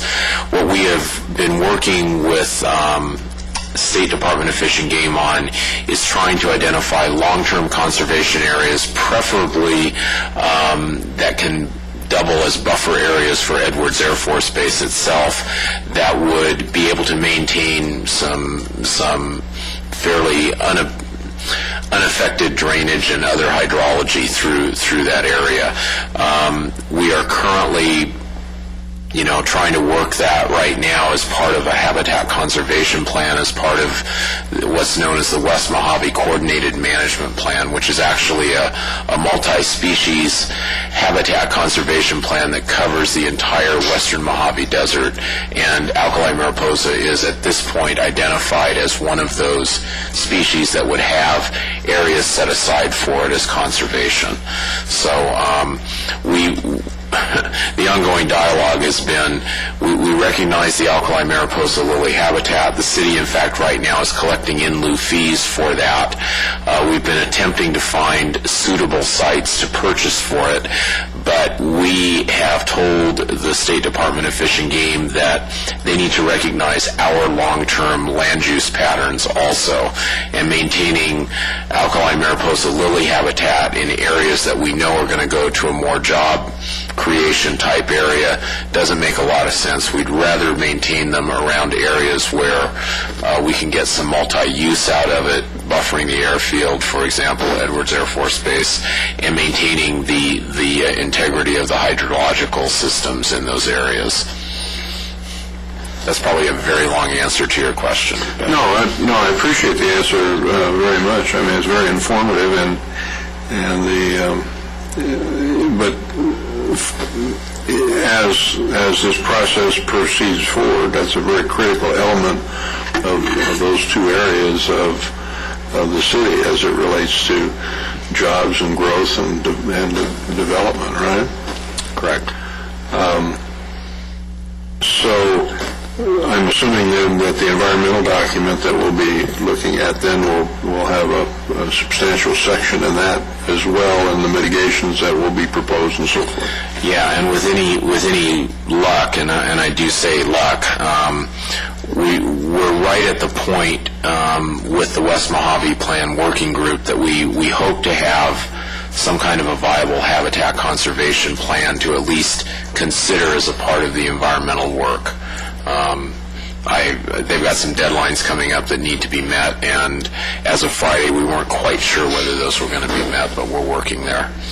A lot of, just to elaborate a little bit on what Brian's saying, is a lot of this, the accomplishments that have been made between the city and the Department of Fish and Game in applying these mitigation programs, a lot of that came out because of problems we experienced in the Foxfield Industrial Corridor. So this is not something that we haven't encountered before with regard to addressing those issues and other important development areas within the city.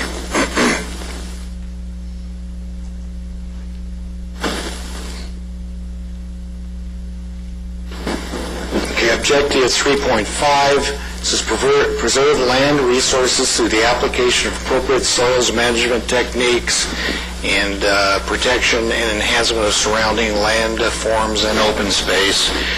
This section is really dealing with soil conditions and so forth with regard to development and what has to be done with regard to addressing that prior to the development of land.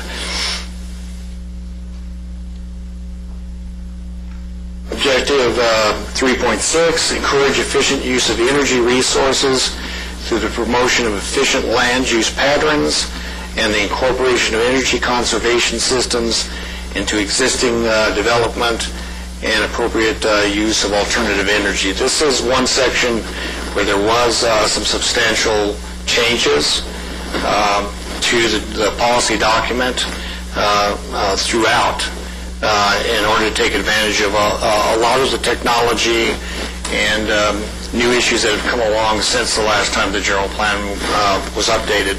There was existing, of course, policies in this section with the 97 general plan, but a lot of new specific actions particularly were structured within this section of the document.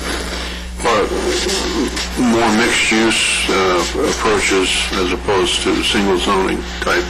Well, yeah, this is one of the areas where that some of that is introduced.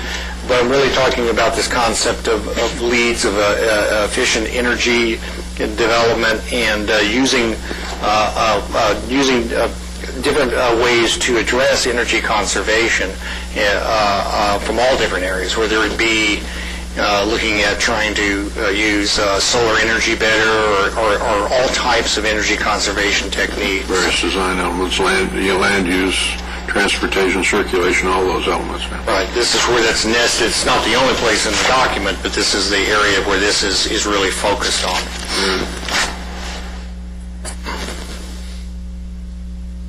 Objective 3.7, ensure the proper management of mineral resources in the Lancaster study area. This one there has not been a lot of change over the last two general plan iterations. There's never been any really significant mineral resources that have, other than sand and gravel, that have been really come to light within the study area.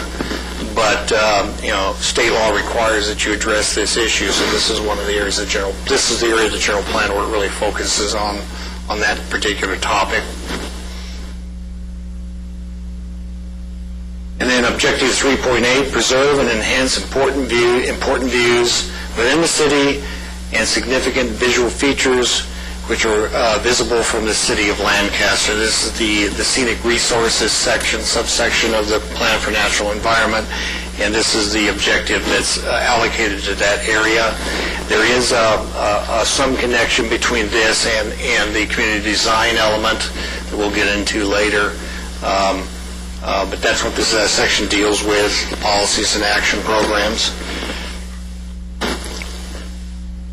And that is the goals. There's one goal, and the objectives, the accompanying objectives that are contained within the plan for the natural environment.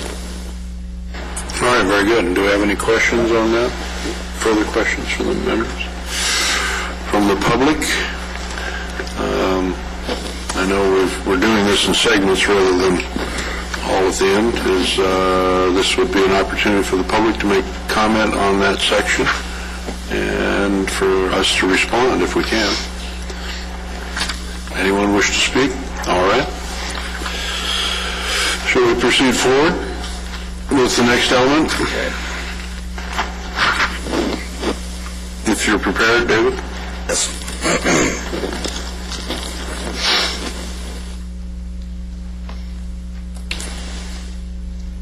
Section number 3 of the policy document encompasses the plan for public health and safety, and really this is where the general plan deals with evaluation of natural and man-made conditions which may pose certain levels of health or safety concerns for the public. It also talks about comprehensive programs to mitigate those hazards to acceptable levels, and also identifies constraints to urban and rural development which must be considered as part of the overall and site-specific development strategies with relation to these concerns. There's a number of subsections within this section of the document. Geology and seismicity, flooding and drainage, noise, air installations and land use compatibility. That's the relationship between Plant 42, Foxfield, and Edwards Air Force Base. Hazardous materials, both the storage and transport thereof. Crime prevention and protection services. Fire prevention and suppression services. Disaster preparedness, and emergency medical facilities. Those are the subsections contained within this plan.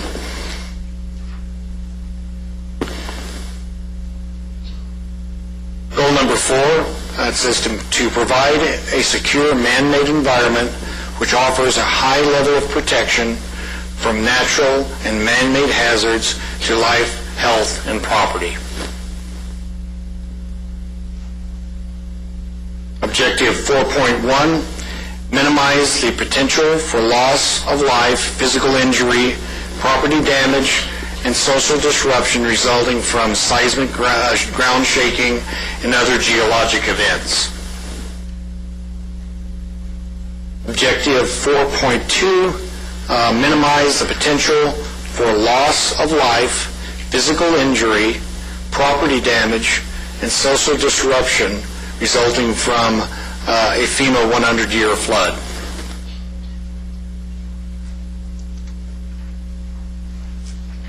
Objective 4.3, promote noise compatibility land use relationships between by implementing the noise standards identified in Table 3.1. Just flip over to that. 3.1, to be utilized for design purposes in new development and establishing a program to attenuate existing noise problems. That table that it's referring to in the document is the table that actually, I don't believe any modifications were done to this table at all. It pretty much exists as it did in the former general plan policy document, and it outlines the threshold requirements for noise depending on certain types of development within the city of Lancaster. Those are sustained levels. Those are sustained levels over periods of time. They're not single incident levels, right? Well, it's talking about with regard to development, like for instance, noise you would get from a roadway. Average level of noise that you would get from a roadway. If it exceeds a certain decibel level, then it exceeds that threshold of acceptability, and mitigation needs to be applied to that development to lower that noise level. And if you notice the table, so for instance, if the commission was considering a project in an area,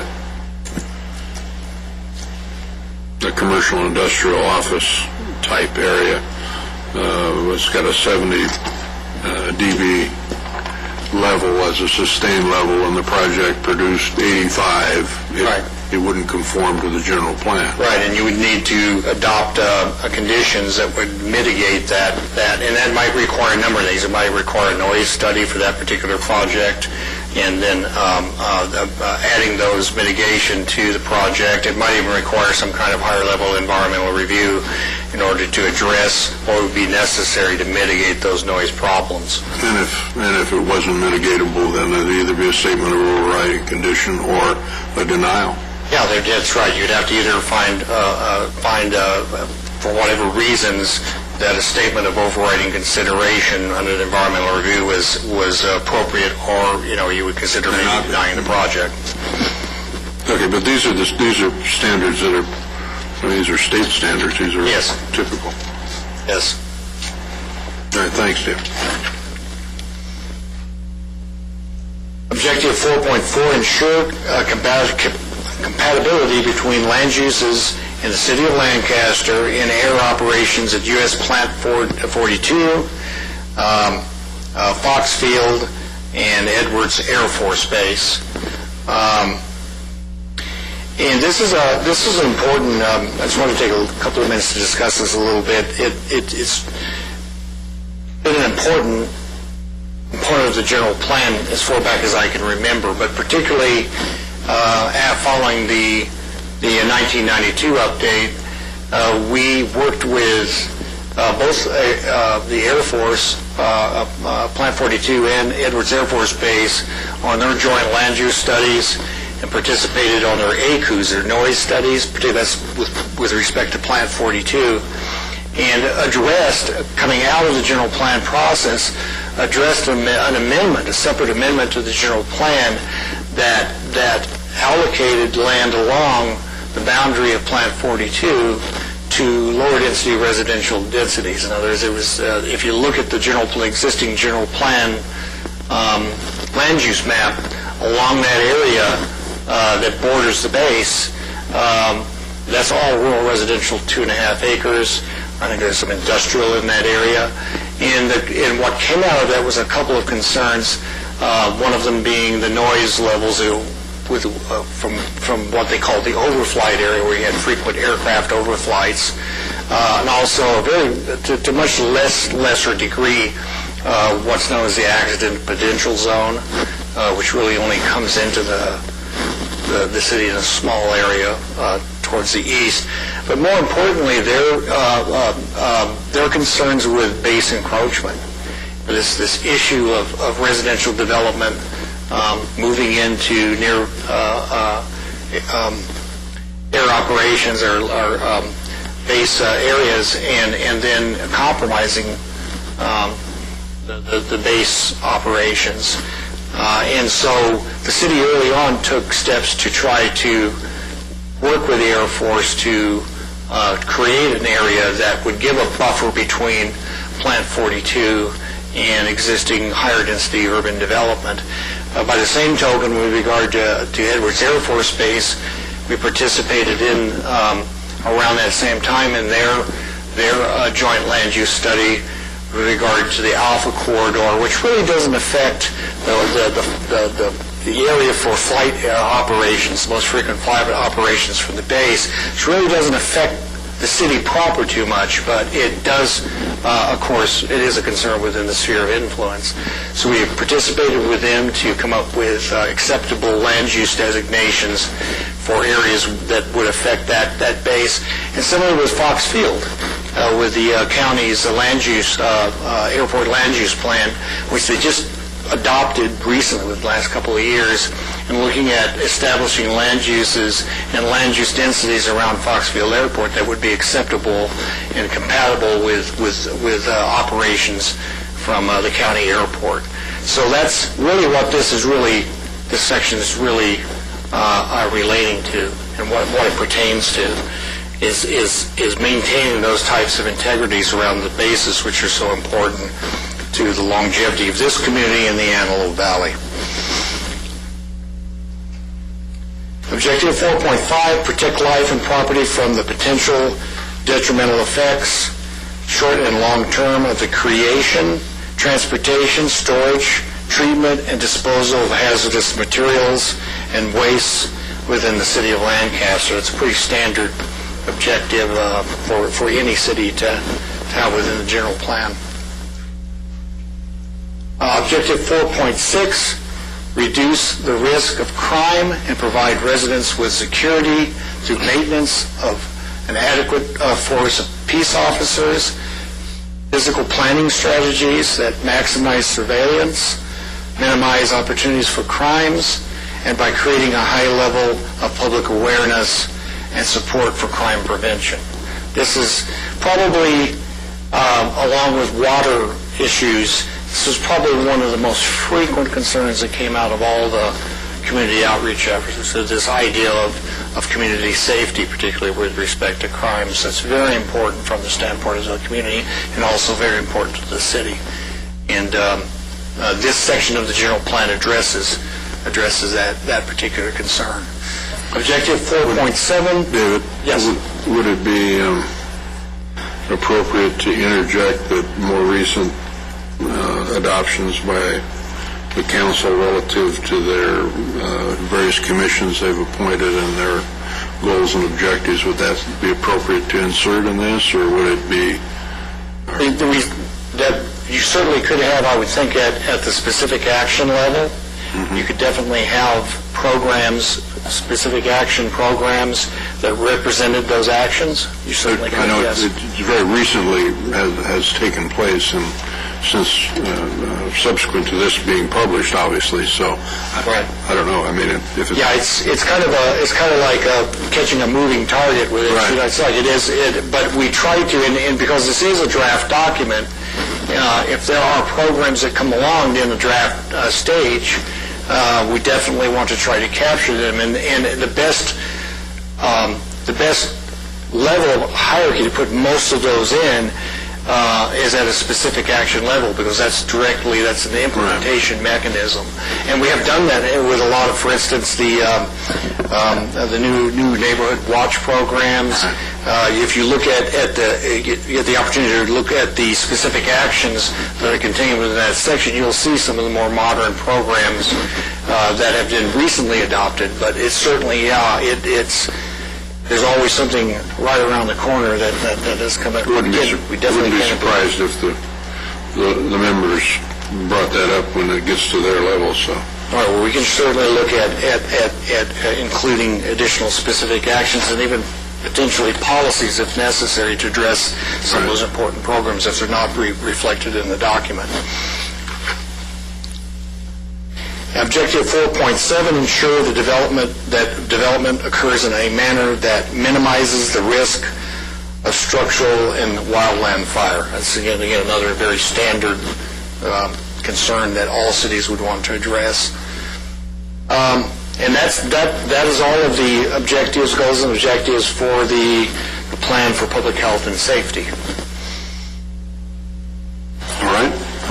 Would there be any questions from the members on that? How about from the public? Yes. Was it? No, we have one more goal Oh, I did. I'm sorry. Yeah. and related objectives. I apologize. Yes. Sorry. 4.7. Goal number 5, provide a system of emergency services that will enable the city to act promptly with appropriate measures in the event of a natural or man-made disaster to save lives, alleviate human suffering, minimize damage, and maintain the capability to effectively continue city operations. And this, again, relates to the sub-component within this plan relating to disaster preparedness. Objective 5.1, maintain a level of preparedness to respond to emergency situations which will save lives, protect property, and facilitate recovery with a minimum of disruption. Objective 5.2, promote the provision of quality medical facilities and services to meet the needs of area residents. Okay, and that concludes that section. All right, thank you. So are there any comments from the public would care to make this evening on the sections that we just reviewed? Mr. Moody? I have no speaker slips and All right, further very good. comment. All right.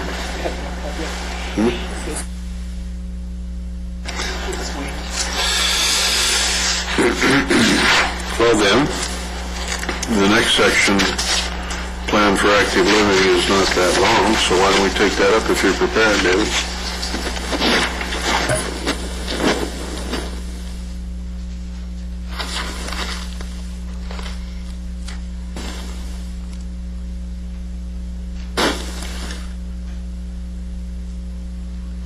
Plan for active living focuses on the components of the community's shelter, culture, and lifestyle. And it focuses on the manner in which those in need can be helped so that all may share in achieving a high quality of life.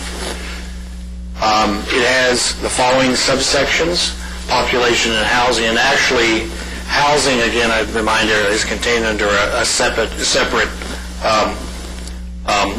cover, the housing element. But originally it was contained within the plan for active living. So it discusses population, housing, the provision of school sites and facilities, parkland, pedestrian, equestrian, and bicycle trails, historical, archaeological, and cultural resources, and cultural and art programs and facilities, library facilities, and social service programs. Goal number 9 of the Plan for Active Living is to promote access to high-quality local educational services for Lancaster residents. So you did mention that goals 6, 7, and 8 are in the housing element. Right. Thank you. Yeah, those goals are contained within the housing element. Objective 9.1. Cooperate with local educational agencies in their acquisition of sites and the construction of schools in such a manner to ensure the availability of adequate school facilities to serve the needs of Lancaster residents at all levels, including the location of a four-year university within the city of Lancaster.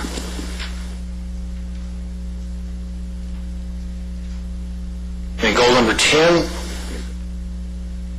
Number 10, to provide a park, recreation, and open space system which enhances the livability of urban and rural areas, providing parks, establishing a comprehensive trails system, and meeting the open space and recreational needs of Lancaster residents. Now, this particular subsection underwent quite a bit of change in the evolution of the draft document. And the reason that was so is because of the fact that we adopted the master plan of parks that I mentioned earlier. And one of the things that we wanted to accomplish with regard to the revision of this section was that we wanted to, since we had a master plan that really is the implementing mechanism for the general plan document, we wanted to try to take out as much a repetition of the general plan as possible and put that into the implementation, into the master plan itself. And so when you look at this section now, in fact, it was a 97 general plan and the general plans before that addressed this particular topic. It was almost like we had to stopgap because we didn't have a master plan in place to address these issues. With a master plan, this section has become a lot shorter for that reason, because a lot of those goals and programs are now contained within the master plan, which is going to implement the general plan long-term goals and objectives. Now, that's true of the elements of the document relating to parks, recreation, and cultural facilities, but it's not true of the section on trails, because that is really a function that goes beyond just parks and recreation. I'll get into that in just a little bit.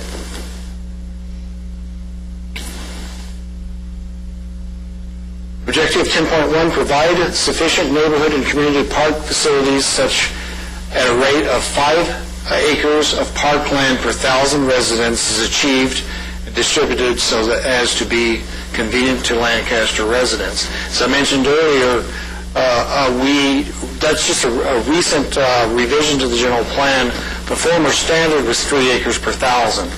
And I think within about 3 years ago, 3 or 4 years ago, we changed that standard and increased it to 5 acres per 1,000, which is more on a standard with other cities within. Any idea where we are now in this city? Any idea where we are now in the city with the park land per 1,000?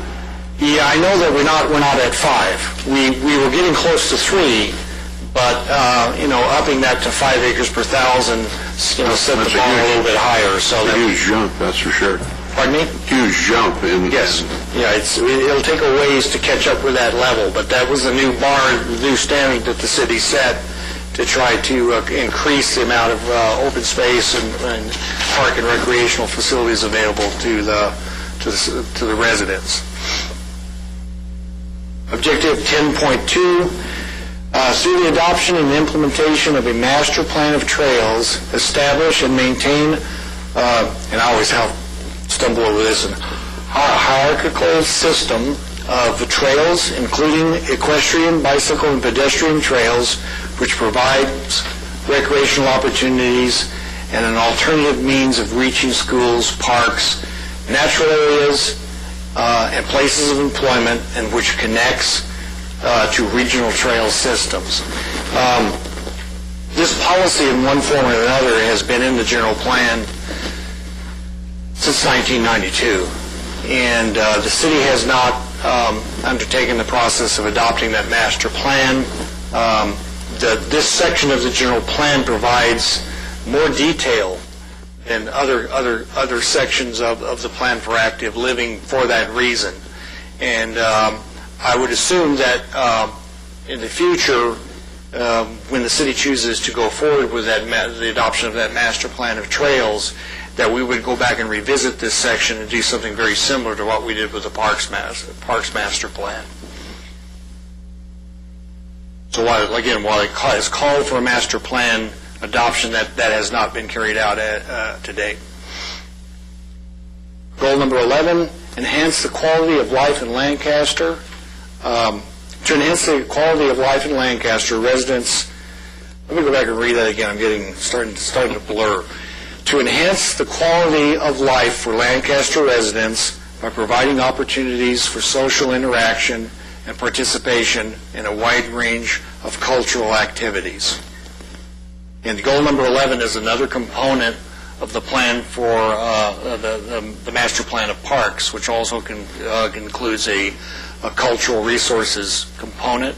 So a lot of this particular section of the general plan, again, a lot of what was formerly addressed has been transferred to the master plan, and only the essential guiding elements have been left within the general plan document itself.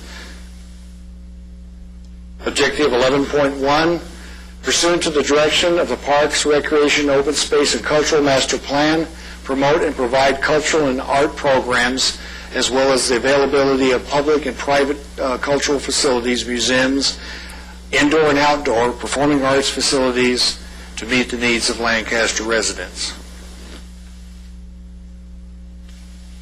Goal number 12, promote community appreciation for the unique history of the Antelope Valley and the city of Lancaster, and to provide community involvement in the protection, preservation, and restoration of the area's significant cultural, historical, or archaeological features, or architectural features.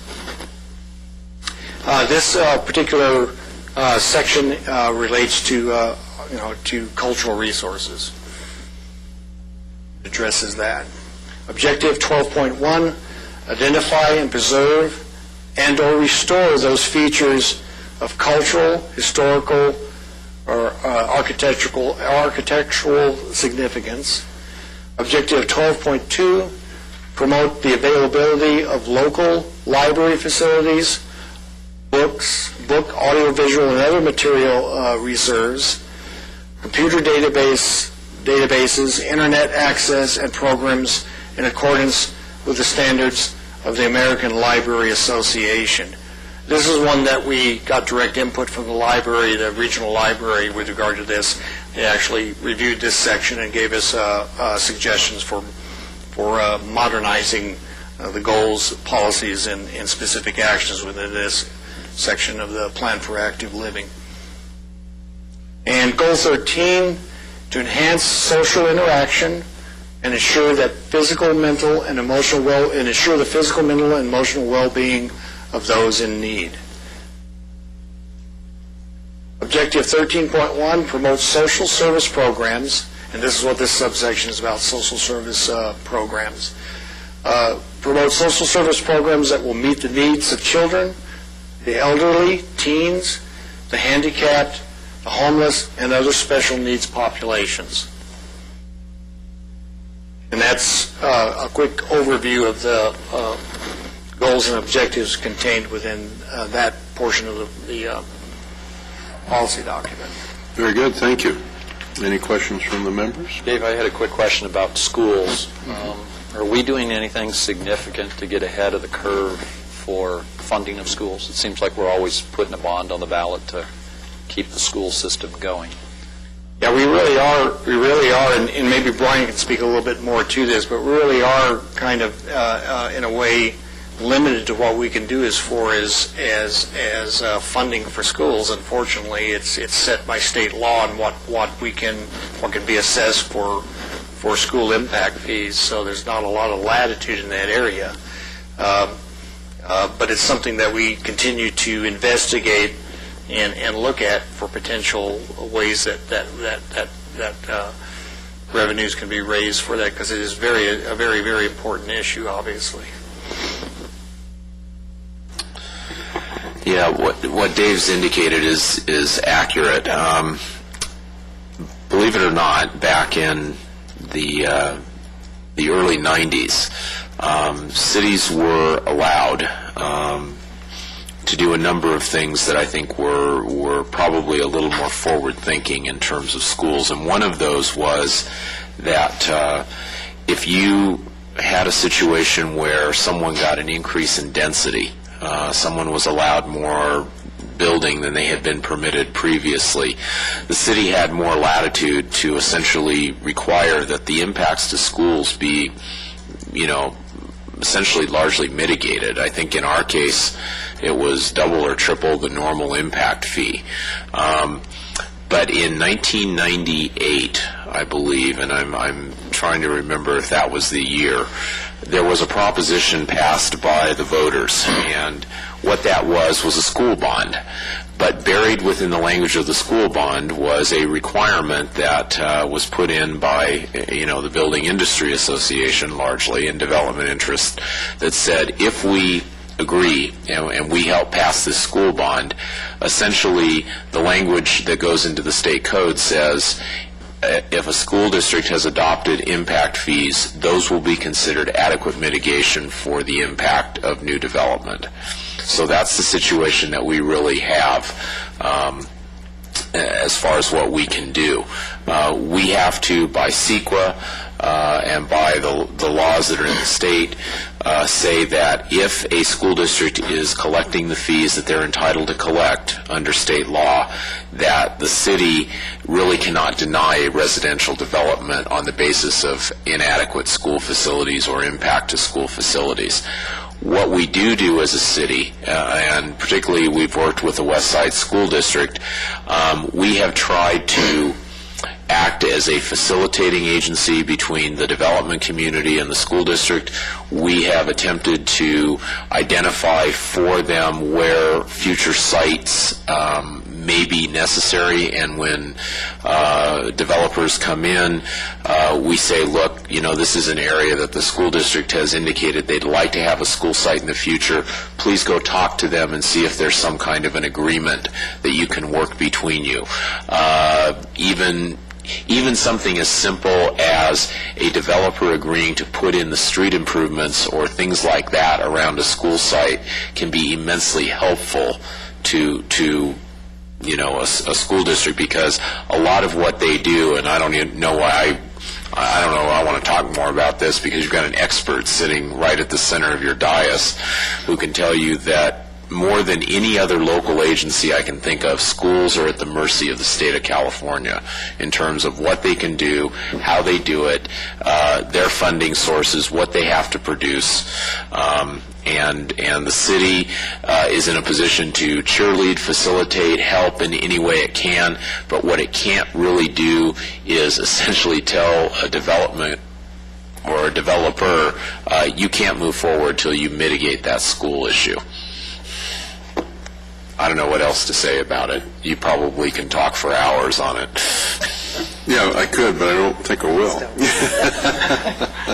No, I think you covered it very well, Mr. Luedeke, and a very good overview of those issues.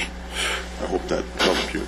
It helps. It's just always been a sense of frustration when we have the quality of people that we have involved in our school system. We have Mr. Vieira, who's incredibly passionate about what he does, and it appears from the outside that he's dealing with his hands tied behind his back in a lot of cases, trying to get the education out there. Yeah, both hands and a foot, usually. Yeah, it's quite a challenge. But as you point out, you facilitate, you cajole, you help, you coordinate meetings, you do everything you can other than force the development community to do things that they're not obliged to do. So, at any rate, before we go, and if there's no objection from the members, I think we would conclude the briefing tonight with this last section, and then take up, beginning with Section 5 next time, which would be at October 6th. So, if there's no objection, we'll do that, and ask at this point if we have any public testimony on any sections of the general plan we've covered so far, or any other comments anyone would wish to make on the general plan. If so, we have one. David Sinclair, who I believe is standing in front of you. Mr. Sinclair, go ahead. I just wanted to make one brief comment just on objective 9.1 and kind of follow what you... Hold on a second. I don't think our mic is working again, or it's not working at all. If you don't mind starting over, I'd appreciate it, so we get you on the record.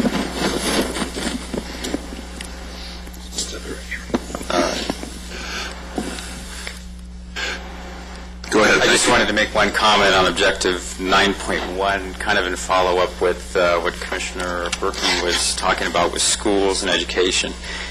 And this was, where it says to cooperate with local educational agencies. This was kind of an issue of contention when we were on the advisory committee, whether or not to use the word agencies. And I had proposed that we do not use the word agencies because it limits the focus to public educational facilities. So I would just suggest that you change that wording to, educational facilities or institutions or something that would include private schools as well as public. That's all. Thanks. All right. Thank you very much. Any comments from staff on that? All right. No. Okay, is there anyone else that wishes to speak tonight on anything related to the general plan? All right, then the next item is director's announcements. Simply a reminder that next Monday evening, same place, same time, for another special meeting on the general plan. All right, very good. And anyone from the commission have anything they wish to add? All right. So this is the time now, then, if there is any public business from the floor on any non-agendized item. This portion of the agenda allows an individual the opportunity to address the commission on any subject regarding city business. Under state legislation, no action can be taken on non-agenda items. Members of the public should be aware of this when addressing the commission regarding items not specifically referred to on the agenda. Any person who would like to address the planning commission is required to complete a speaker's card for the recording secretary, and would be allowed 3 minutes. So, is there anyone else that wishes to speak tonight on any item? Doesn't appear to be. All right, then. We are adjourned to Monday, October 6th, 2008, 6 p.m. in this location. Thank you very much for your effort tonight, Mr. Ledbetter. We appreciate you going through this for us and all the information you provided, as well as Mr. Ludicky and the rest of your staff. Thank you so much.